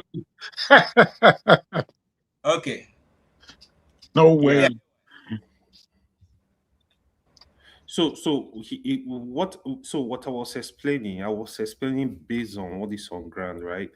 The reason the British added over the chairman of the traditional council to Sultan, it was convenient. Don't forget the North, they had the indirect rule.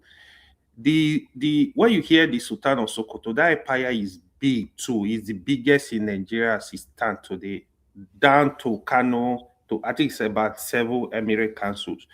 We need to understand our history. But when it comes to the position of rotating that position, I'm 100% in support of it. I think all the first class king in Nigeria, that position should be rotated. Like I said, it is only the Igbos. Igbos, they don't have a centralized system. That is where you don't have somebody representing them as chairman whatsoever, because Igbo system is autonomous, is different from the other system. These are facts. It's not they don't have. They have, but it's not spread. They have, but it's not spread. If KJ know what I'm talking about, stay humble. We know what I'm talking. They know what I'm talking about. They have. They're Republican in nature. That's the word you're trying to use. People are Republican in nature. You need to know your history. Listen to me. It's not fucking shit. They have. Leave Republican. They have traditional head. They have. Okay, I give up. Okay. They have. No worry. Leave whatever. You want to teach KJ about Igbo culture? Okay, I give up. You see your problem. Hold on. See your problem. When it comes to traditional castle meeting, whatever, don't they have people that they call king or whatever from South? You are not listening. Okay, please. KJ will explain to you that they don't have. No, understand the point you're trying to make. No copy. Now only couple minutes the man get to. I don't understand though. Make you leave the guy. Make you conclude now. I will remove him now. So yeah, beautiful talk from again from Chris. What's it called? Adebayo. I think we have more smart, intelligent people that can actually move this country forward. This is the reality. I think all we need a system that is working. First of all, let's start from the electoral system. I strongly believe in the electoral system. I know Nigeria, they can bastardize anything. My fear for Nigeria sometimes, to be honest, even when you bring America or the best electoral system in the world to their country, politicians will look for a way to compromise it. This is my fear about Nigeria. But however, I hope one day we are going to have electoral system that is working for the people, so that people that really want to help the country to grow, help local government to grow, help state to grow, they can volunteer to go there and contest. But because we don't even know what is going on in Nigeria, what is really happening, even the Yahoo, the 419, the criminals, they go steal money from somewhere, they join the politics. Somebody that never worked in his life, this is what they do. They have access to our commonwealth. They have access. What do you think they are going to do? So we also know these people, right? So if we have electoral system, you'll be able to canvass. You are known in the community, in the local government, in the state.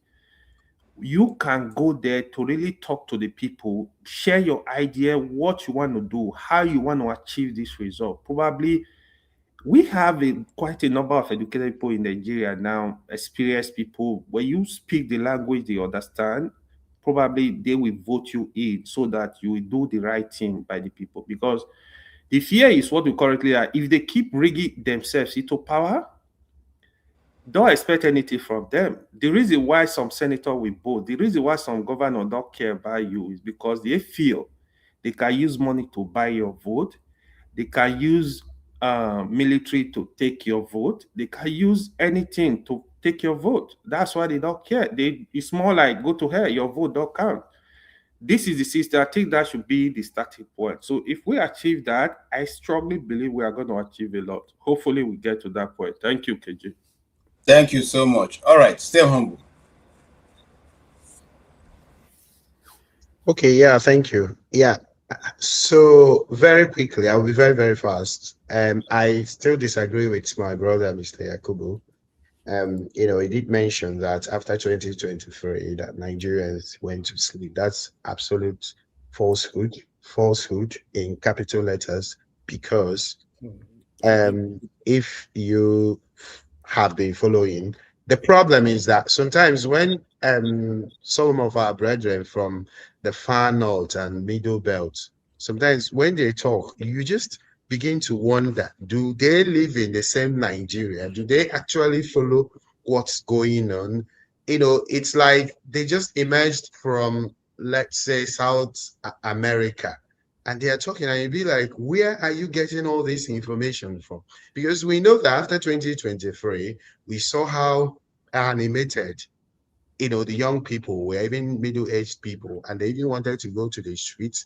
We saw how people followed the court proceedings. We saw how people even try to see if the records of the president, will be. And since then, we've seen we've had protests. Young people have come out to protest, not just young people. It has even cut across, different age groups. We've seen different advocacies. We've seen online meetings and advocacies, So if you tell me that people are being silent and that the so-called tribal and religious leanings overwhelms hunger. Now, we know that these people control the media, with their foreign collaborators. So they try to push, when they push their narrative, they want to make it the preponderant narrative to give you the impression that that is what is the preponderance of opinion of the public. But that's not true. We've seen how Nigerians from all walks of life, from all tribes, from all religions, galvanized during the NSAS, and also galvanized towards a candidate who is not even giving a kobo. We saw Nigerians from all tribes, from all ethnicities in their millions, that these people had to suppress them. They had to shut down the IREF. They had to do all sorts of manipulations with their foreign collaborators to shut the people down. So if you're telling me, that they are so goatish, that they are so sheepish, that they are just following only tribal and religious sentiment, that's absolute falsehood, which I can debate with you whenever you want. I'm ready. Absolutely. Now, back to Prince Adewole, who said, I think he said, when you go to particular climes, respect their culture, I don't think that if you even hear stories from our fathers and grandfathers who lived in different parts of the country in the days though then we had a lot of crises, before the British left, we had a Kanu riot and the rest of them. But people, actually lived together. They didn't have any problem. What are the culture they're even talking about? The culture they're talking about is that they bring in somebody who is absolute, who is a criminal, who has very, very horrible records, even outside the country, who has been imprisoned, who has been convicted, who has forged his certificate, and they say, oh, this is the person we want to go to so place. And you say, no, this person does not have a clean record. This is the person I will vote for. Then you are not respecting the culture.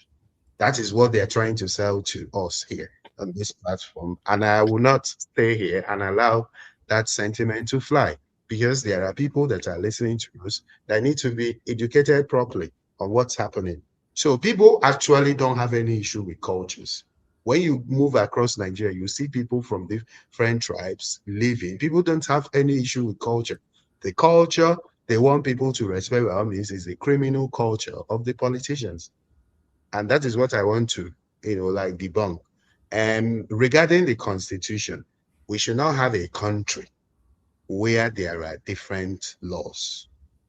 I personally do not drink alcohol. I don't smoke. But that is not to say that if someone is drinking alcohol near me, that will smash the bottle or try to buy the person. Something like that. No. So if you're trying to sell a narrative, that some people are justified to use jungle justice or use violence because their religious cultural views have been trampled on, then that's absolute, that should be discouraged entirely. Yeah, thank you very much. Thank you so much. Thank you so much. Yes, Mr. Yakubu. Oh, Mr. thank Yakubu, you are you so with us? very much. Yeah. I am. I really enjoy Responding. this issue of the apathy of Nigerians. Because the truth of the matter is this: we are still joking when it comes to taking your country into your hands. It's not something that you give a gap for.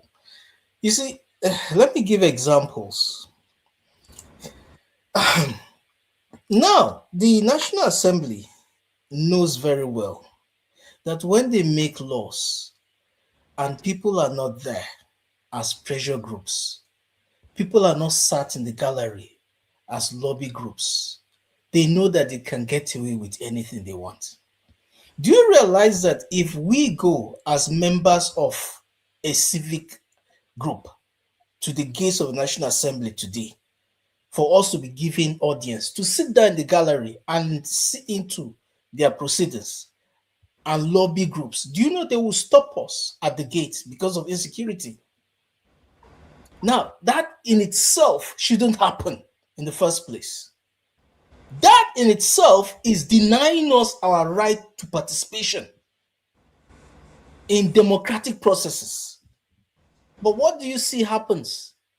A lot of people will turn back quietly and then they will never go back again. So that gap already is created.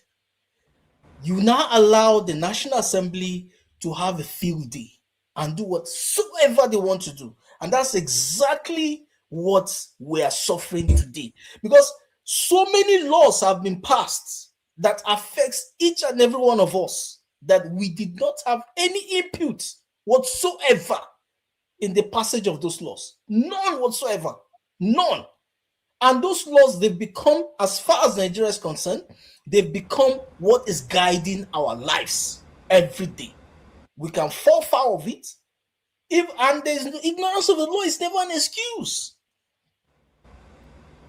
So some of these elitist views that we kind of inherited from the colonial masters that are still guiding whatever it is that we're doing today is what is suppressing us. And we seem to kind of like just at a point we become, what's the word again? Paralyzed. We become paralyzed.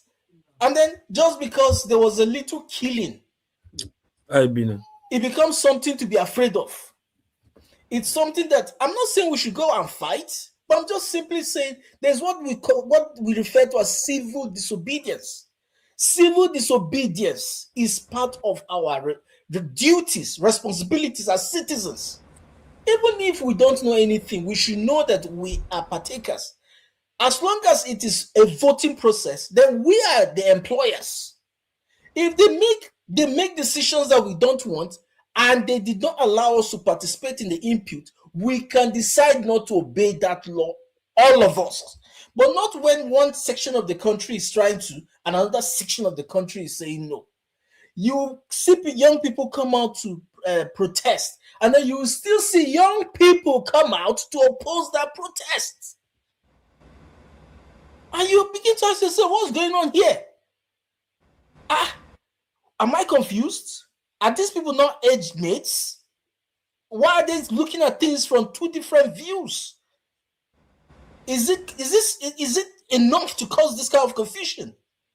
Which means there's a puppet and there's a puppeteer. And what is what's the connecting factor there? Money, hunger, ethnicity. All those little things that we should have overcome long time ago, despite the exposure. That is where the annoyance is. If this was 1956, I would say I understand that a majority of Nigerians did not go to secondary school. Maybe standard 7. But we are talking about 2026. We have over 100 million Nigerians that have finished secondary school, living in Nigeria. So at least they know basic how to read and write.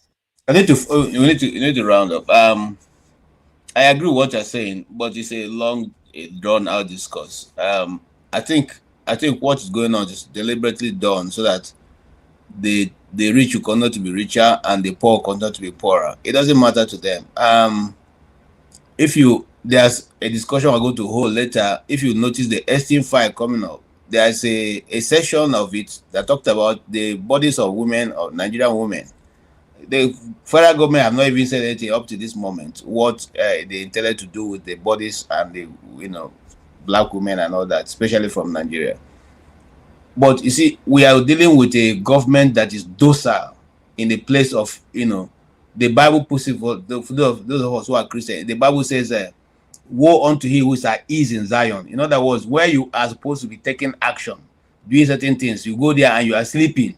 You are sleeping at when they are sharing there's a sharing of the world going on now. There's alignment and realignment going on right now. There are things that are being done to try to wipe out certain individuals and the rest and all that, take over territories and all that. And we are rather, our own government is more concerned about how to steal from the people, cheat the people, manipulate the system to keep them going. They are only concerned about the money of the people, the wealth of the land, and nothing more. It's so unfortunate, but what can we say? Here, that's where we are. I mean, tell me that I want to come and live in a city, in a nation where I see outside my home I have 10 inches of snow. What am I doing? What am I doing? But that's the only place we can have have a decent life and have an honest living without having to cut the system, manipulate the system to get what you want, without having to know somebody to be able to just get something very civil, something very, something just done, even as much as putting your child in a good school. It's crazy, but we can always, say as much as we can say, Anyway, my brother, let's hold it there. I know that. Comrade, you want to speak last or you want to speak now? Because I don't know how stable yours. I want to speak now because my network is not stable. All right, please. I indulge diaspora voting and Jagun to please give him an opportunity. And Jefferson, please let him make it because going over on. Go ahead, sir. Yeah, I don't like him. I don't want to give him time. That joke I did make. Yeah, because I say you look like let General Dika Ojuku. I know you don't like me for that. Okay. No, good evening, everybody. Good evening, everybody. Yeah, I've been listening. I don't know if my brother is there. Stay humble. Some people come here with different names. Some people come with speak the truth. It doesn't necessarily mean they speak the truth. It's just symbolic. Are you saying some people are not humble? Yeah, they are not humble. I'm coming away. See, there's something funny about us. I like the word the last week I said before KJ took over. And I also like the quote you made from the Bible. You apply that one to leadership. We can also apply it to our followership. We are a terrible set of people, man. There's a saying that a problem identified is a problem solved. In our case, we identify our problem and we pretend about them.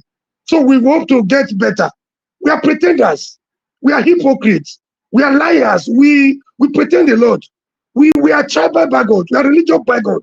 We leave the majors and dwell in the minors. We dwell in frivolities every day. We know it and we pretend about it.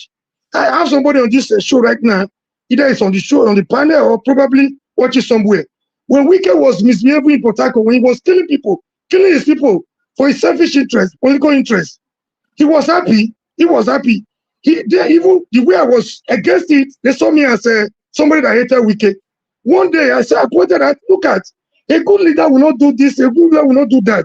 A good leader will not be so desperate to kill his people for power. Be careful with this man. They almost made that monster our president. You know what the guy told me?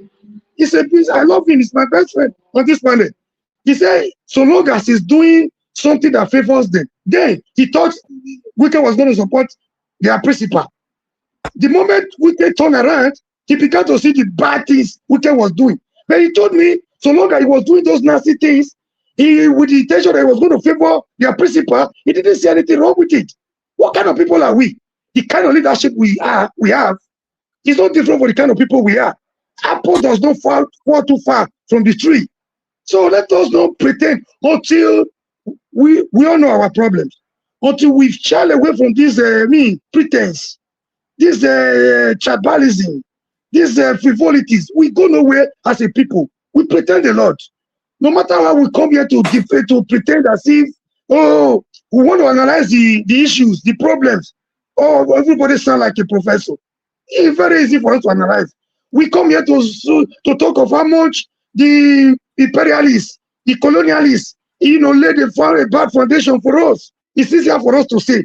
When we come here to blame Buhari, our voices are very loud. When we come here to blame Tinubu, our voices are very loud.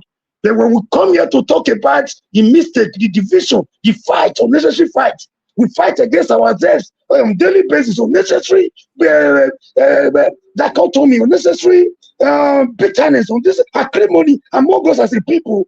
We are not united. We cannot fight in unity against our common oppressors. If we want to blame the Fulani herdsmen, they are not out to 1% of the population. How much powerful they are, how much they have suppressed us over the years. We are very loud. But when it comes to the common mistake we are making as a people, when we tell them that 1% cannot hold up in perpetual bondage, we are selfish. If on this platform, I was surprised today, a lot of people are coming up. Like I told Mr. Adewole, he spoke very well. Though at a point as a politician, trying to be economical with the truth. He tried his best, very intelligent. And he knows so deep about the Nigerian factors. He has a deep idea. But these are people were telling them, Mahmoud just left here. On a different, forum, I will tell them, if Nigerians go to the streets like a mob without a direction, it will be worse than the NSAS. This is different. The difference between NSAS and political movement, like the obedient movement, is that it's centered around somebody. That should be a figure. That should be a leading figure. Like what Martin Luther King did. Though he was not portrayed in power, but he saw the vision that would outlive him. When you tell them, they will tell you Obi does not need Nigeria does not need Obi to lead them. If you ask them, Obi has 1.something million behind him. Maybe because he didn't pay for it, so he doesn't know the value. He's not utilizing it effectively in the opposition direction. They will tell you if Obi leads now, they will tell you they will call him Igbo. What kind of division do we have? We expect this to just turn around. We think when we cry, these Buccaneers will listen to us. These people that have sold their conscience long time ago, when we think they're just going to make up their mind one day and pity us. I don't want to take much of your time. I have a lot of things to say. The sooner we start blaming our colonialism, the sooner we start blaming our leaders and start blaming for ourselves, for our inactions, the better for us as a people. If we think they're going to pity us one day and just take the sugar from their mouth and give it to us, we are jokers. And again, I'm surprised today, the same people that are saying Nigeria do not need leaders to lead them in the opposition, they are busy now applauding Adewole when he said he has something to do on Monday. So I don't know the extent to which they can go, but I'm waiting. If this is the only thing that Fabio has been able to achieve, it's not because I like it. If this is the only thing that will wake up the opposition, sometimes I even feel they are working for Tinubu. I think they have arrangement, turn by turn, a million consistent. So that is why they are not moving against him. So if this is the only thing that Fabio has achieved to bring them, to wake them up from their slumber, let's see what they're going to do tomorrow. They are not ready. They are not ready. We are just deceiving ourselves. We are selfish.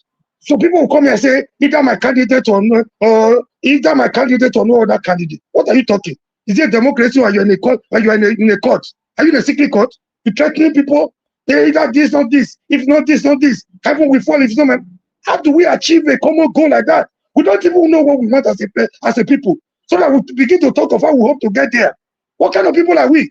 We blame our leaders every day. We are not taking action for our own mistake. No leader will pity us. I think they are too generous.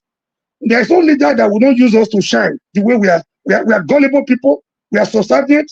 We are pretenders and we are hypocrites. Any leader that comes around will use us to shine, as we say in our local palace. Thank you, and I rest my case. Okay, thank you so much, comrade. You have spoken like a comrade and never disappointing. Thank you for the points you made. Really appreciate that. Jefferson, no, it's not Jefferson. It's support diaspora voting. Where are you, sir? It's me now. No, it's not you. Okay, he's not there. Jefferson, go ahead. Can I go ahead? Jefferson. Oh, okay, good. Okay, thank you. So, okay, this guy is gone. I think you have taken him off, right? The issue that, the thing that Ewa actually spoke about regarding, I would have loved to ask him, but unfortunately, I think we are all running up. I would love to know what his antecedent is in people being radical in their faith. Because most times they always talk about non-Muslims being speaking against their prophet, but they don't talk about the aftermath of people being radical of other people. No, I'm not going into all those details. I would love to ask more of that, but it's fine. I'm answering you now. The Islam does not appreciate radicalism. The radical section of Islam is not tolerated by many people. However, it doesn't mean that they will stop them. It's just like me being a Christian. I will not stop somebody who is being fanatical, who will not go to hospital, who will not do certain drink tablets and all that. I won't stop you because if it's your belief, it's working for you, okay. But I may not do what you are doing. And that's the same thing with the radical Muslims. Majority of the Muslims will do not support them from what they are doing, but doesn't mean that they will go out. Just like I told the story of the principal who tried to stop the students from, lynching that woman. But the moment his own life was in danger, he had to run for his own life. And that's a clear example. So they don't support that. All right. So you see, so that's the issue. Unfortunately, we have not been sincere about all these things, and that's why we are in this. That's why we're in this mess today. We'll keep on. I want to say in conclusion, we'll still keep on moving on. People have different ideologies. Amora, also thank you for your views as well. it's true that you brought it up because, of course, we always come here and we fight ourselves when we know we have the bigger fight outside. And like I said, the mindset is a very, very big, is a very terrible one. I wish we can actually outgrow it as a people, because there's a lot of learning and relearning we need to do. I think what we also need to understand that we need to be human first before anything, irrespective of what we stand for in terms of religion. We must have a conscience, because even God that we serve, we don't want you to kill yourself over a religion. He wants you to have humanity, because it's the same God will also tell you that he will despise your prayer if you cannot settle with the next man. If you go and do sacrifice, do prayer, do everything, and you cannot see to the needs of your neighbor, your prayer is as good as useless. Let everybody have this in the back of their mind. So it is one thing that we need to understand. Okay. And then secondly, a lot of things have been said. Like Omari was saying, that we need to how do we do things differently? Another reason why we are in this mess is because we are not really sincere about what our leaders do. Even when there is an evil being meted out on the next person, try to be supporting themselves to fight the next person. And that's why we're not moving forward. And when we see black, we always can call it white, and vice versa. So at the end of the day, right, I know that we need to check, we need to put ourselves in check. So that's my own submission. Thank you very much. Thank you. All right, Jagun for real. Thank you, KJ. I would like to use my 2 minutes in silence as a protest against the platform. Can that be appreciated? No, I can't do that now, because we want. I see you. Okay. It is well. We will try and do better. Thank you, sir. All right, sir. We've had another show. It's a weekend has gone. It's 2026 in February, and the year is already speeding ahead. In no time, we are going to be in 2027, and we have to decide now, I believe, as individuals, what it is that we are expecting from that year. Me personally, I'm going to reiterate, and I'm going to be saying this more and more often, that as a collective, as a Nigerian collective, 2027 as an election year should not go ahead. We should not go into an election. We can see from the last couple of years that from the 8 years of Buhari, 2 years and a half of Tinubu, nothing has worked, nothing has changed. There's been no progress. There's been nothing. If we as a people are expecting something, a different result from the same practice, then as Jefferson's, I think Omori said, we are crazy. And based on this, I want to push the rhetoric of not going ahead with 2027 as an election year. We need to put in an interim government. We need to have a good 2 to 3 years to make sense of ourselves and of our nation, and come to the end of that point where we can satisfy ourselves that we are going to go into a democracy that makes sense for us as a people. If we don't have one rule of law, one established governing body, a correctly organized secular society, then, and we have to admit that the campaign of the giant of Africa that Nigeria is supposed to be is no more. It's no more. It was a pipe dream, and we tried our best, and unfortunately, it didn't happen. And that's what we're going to have to accept. I do not believe that we are ready for another election that would waste our time, energy, and money, that would have us facing further crisis as we go forward, that could have bloodshed on a serious level across the Nigerian country, and that would have a destabilizing effect across West Africa and the more.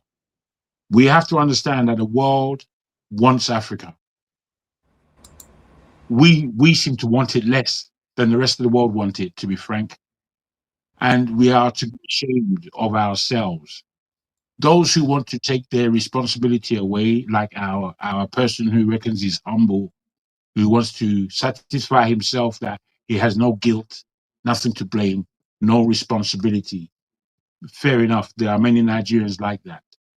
But for me, I'm attached, I'm engaged, I'm heartfelt about what Nigeria is, was, and is supposed to be. And if we don't make real strides in honesty, because we behave with a lot of dishonesty, a lot of dispassionate claims. We behave as though sometimes the country doesn't even belong to us. We behave poorly towards our country and our countrymen. We behave poorly to each other.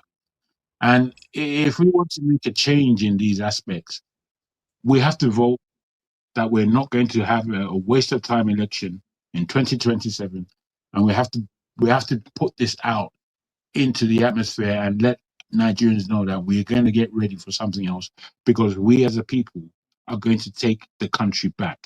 The country is in the hands of criminals. There was another prince who came on board today. There's a prince who came in, and I don't know if he's a criminal or not, but he wasn't speaking for the people, as far as I'm concerned. He was not speaking for the people. And for me, we need to be alerted that we have to take responsibility for the country that we love so much, or we supposedly love so much.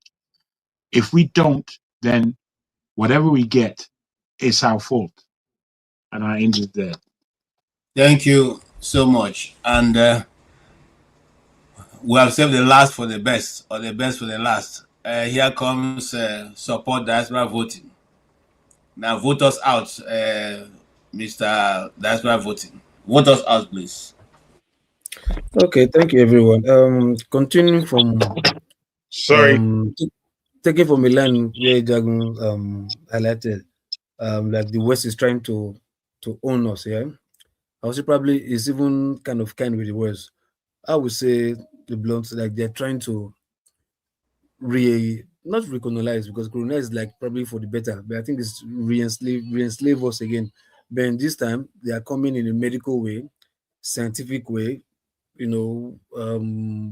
intelligent way, or whatever way that is, is not visible to us, that we think, or like they are trying to enslave us in a Trojan way. Let me use the word Trojan. Yeah, in the sense that Trojan means you think they're doing a favor by giving you stuff, but behind the scenes they're taking massive from you, and you think they create this platform like social media, they give you money. Everybody, every youth in Nigeria wants to be creating content and make money, build houses, but you have nothing to offer to society. You have nothing to build. So by the time they own everything you have, naturally, you're feed with just having your own house, having your money, which they can say control you. You understand? And that is re-enslavement that they are working on. These guys are 50 years ahead, but it takes few Africans who see to know that we can counter this. So what I urge Nigerians to do is, look, we know these things they're not foundational, they're not hereditary, but I think it became habit for us to be who we are today, because the little things, ingredients that is causing this problem in the past, we fail to not to correct it.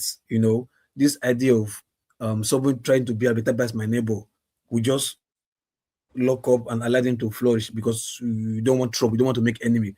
If you speak out, what is your business? Mind your business, mind the business, mind the business. Even in the churches, like I said, this a better pass my neighbor also started from the church, whereby a wedding man will come, will sit in the front. If you are poor, go back. The church has already started segregation first in the church that you think is the house of the Lord. There's already segregation there. Rich men sit in the front, poor men. If you dress well, go to the front. If you don't dress well, go to the back. Why is it like that? So we started there. So that kind of mentality from the church that the people believe in. What stops them taking that kind of mentality outside, in your workplace, in your everyday life? You understand? If you dress well, I talk with you. If you don't dress well, get out. So there's already this appetite by my neighbor lifestyle that started in church. So these things has metamorphosed way back, way back before we realize now we are suffering the punishment of this appetite by my neighbor. That today say that we can't even come together. Because whenever we come together, we are still bringing this idea of appetite by my neighbor. Like, let me look at you. Oh, who are you? Who are you? You don't have money. Go and sit there. I don't want to speak with you. Even if you have anything upstairs, So we should see ourselves as one. Whatever we do, we should put unity first, collectiveness first. Even in America today, despite how great America is, their policies, even the policies that John Trump is even bringing out, you can still see little pockets of riots coming up from different states fighting against ICE. They are coming, even if they're shooting them, they're killing them, they don't care, they still come out. So when people give me this flimsy excuse of NSAS, what happened in NSAS? What happened in NSAS only happened in Lagos for Canada Lab. It not we have 36 states in Nigeria. It happened in only one state. So we can't be using just one state to justify the failure of NSAS. You understand? If we have the magnitude of NSAS in the 36 states together, collectively at the same time, I don't think we should be singing a different song by now. So I think nobody should come and start giving us answers bullshit that what happened in answers. Not happening in answers. It happened in only one state. And Lagos cannot be used as a yardstick to judge Nigeria, the whole of the country. Nigeria is too big. You're bigger than Lagos. You understand? So also we in diaspora too. We should not just come and start thinking and just talk. We should also be proactive. Please. We should also be proactive, please, because I know there are francophone countries in France that were still rioting, still carrying a placard to fight with their own African countries. We've seen that. So we can also do that here. I see no reason why it's only when there's election period that we see some people putting Peter Obi card abroad or putting Tinubu placard abroad or whatever. We should also be seeing when policies are not favoring us or favoring our loved ones in Nigeria, that's our country. We should also be seen coming out to speak against. But we just want to sit in our own comfort zone. Nobody wants to. Just imagine the hours we've put down here every weekend. You understand? We can put like 2 hours in coming out. Just let's just come out. Just come out. Don't worry. Let's just speak. We think they don't hear, but speak. When you speak and speak, it will get to the ear one of these days. So, but if we don't start now, it will never happen. So we in diaspora, we know most of us will not want to go home and make any effective change because we're scared of our life or our children. But here that we think we are safe, we can start something here. You understand? And if we do it in all countries, all the embassies in the world, obviously they will listen. All right. Thank you so much. I want to, on that faithful note, we're going to call it a wrap. Thank you for the super chat. Again, I want to say, please, before you log off, it will do us well if you just go and like it. If you have liked it before, don't like it again, because if you do that, you're going to cancel out what you have done before. But if you have not, please don't leave without liking it, so that let us now be certain that it is not deliberate. I don't want this channel to grow beyond where we are, because I noticed that that's also happening with Mayegun General. But that's a discussion. So please do us a favor, like the channel, and then share. There was one like earlier on, so I was a second like, and I noticed that just now. I said, how come we kind of forget? I know sometimes it could be forgetfulness, yes, but even after, okay, wait, in fact, let me not go there. Don't go back, because I'm shutting down right now. Yeah, because some very prominent pages today, and I saw the number of subscribers, and I asked myself, why are these kind of prominent people? When I say prominent, I mean people who are conscientized, who are talking about situations. It's deliberate. You see 10,000 subscribers, but then you go to other pages where all that you have all the numbers. 1 million subscribers. It's deliberate. The question I ask myself is, what is more important? It's deliberate. I'll leave it at that. What is Thank more you important? so much. Thank you, Yakubu. We really appreciate your contribution. Please do come again. We enjoyed your inputs. Sorry, KJ. Do you know this guy Yakubu? He sounds like Femi. Yes, they sound alike. You mean Amieda's son, the Orisha himself? Sorry? Is it Femi Kuti? No. We have another family on the show. Oh, So okay. All right, thank you so much. We need to go now. 70 or 80%. We need to go. We need to go. Thank you so much. I'm a man with so many personalities. Thank you so much. Let's unite our addresses as a formidable force against our oppressors. Only that way we can succeed. Let's not pretend. Thank you. I really appreciate you, comrade. Thank you for putting in, even though you didn't have much time, but you still waited to make your contribution. I appreciate that. That's why voting. Thank you. And Jagun, thank you. And Yakubu, thank you so much. Really appreciate all your contributions. And that will be our wrap for today. Whether you like it or not, these gentlemen have been able to express themselves in the best way they can, and their intention is to make Nigeria a better place. Nobody comes here and wants to come and criticize anybody unnecessarily, but to give a way where we can all find peace in the nation we have found ourselves. I'm sure that if God had an opportunity to ask you, or if you had an opportunity and God asked you, what nation do you want to be born in? I'm sure that many of us would not have chosen Nigeria. But since we are here now, we can as well make it a better place for us. And I'm not one of those who say Nigeria created Nigeria, God created Nigeria. No. Nigeria was put together by the British. And what they did put together was not for the benefit of the people who are in that geographical location, but for us to now be able to calibrate what they've given to us and bring it to the place where we can better use it and for our benefit and the benefit of our children. The world is moving. There's a cascading towards a direction that we have never seen before. We all need to wake up, especially those who are the seat of government in Nigeria, to wake up and smell the coffee and know that things are no longer as usual and not like yesterday. It's going to be a more difficult world, a more changed world in the next 5 years, 6 years, and 10 years. And so it's not time to begin to play unnecessary local politics, mundane and primitive things that not going to help us. It is time now to step up the plate and to call our best heads and our best hands to put them on the right place, where we cannot again be asked that we were recolonized or we didn't know what was happening. We know what is happening. Nigerians know what is happening. Nigerian diaspora know what's happening. The experts in us, amongst Nigerians know what's happening. Government should consult those people to tell them exactly what is happening now and what should be our reaction to what is going on now. If we are taking our position into consideration right from the beginning, West Africa should have been our frontier. It's not a place where people can now come and tell us what to do or not. We would have been the super and the superpower along that area, but we failed to do what is needful. And so even the small nations we were able to bring, destabilization, now don't even regard us.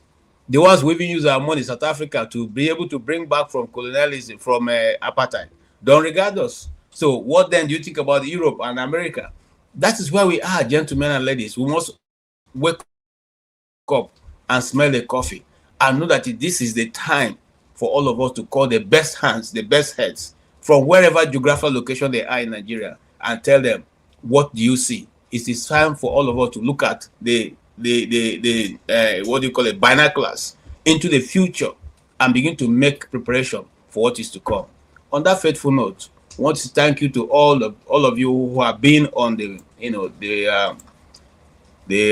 keyboard, who have supported us in one way or the other. Your being here also is a support for us, and so we really appreciate what you guys are doing and what always being here for us. We'll be here again this week, and as like I said earlier, we'll try and bring you discussion that you want to hear and see how we can help from this end to push Nigeria forward from where we are to where we want to be.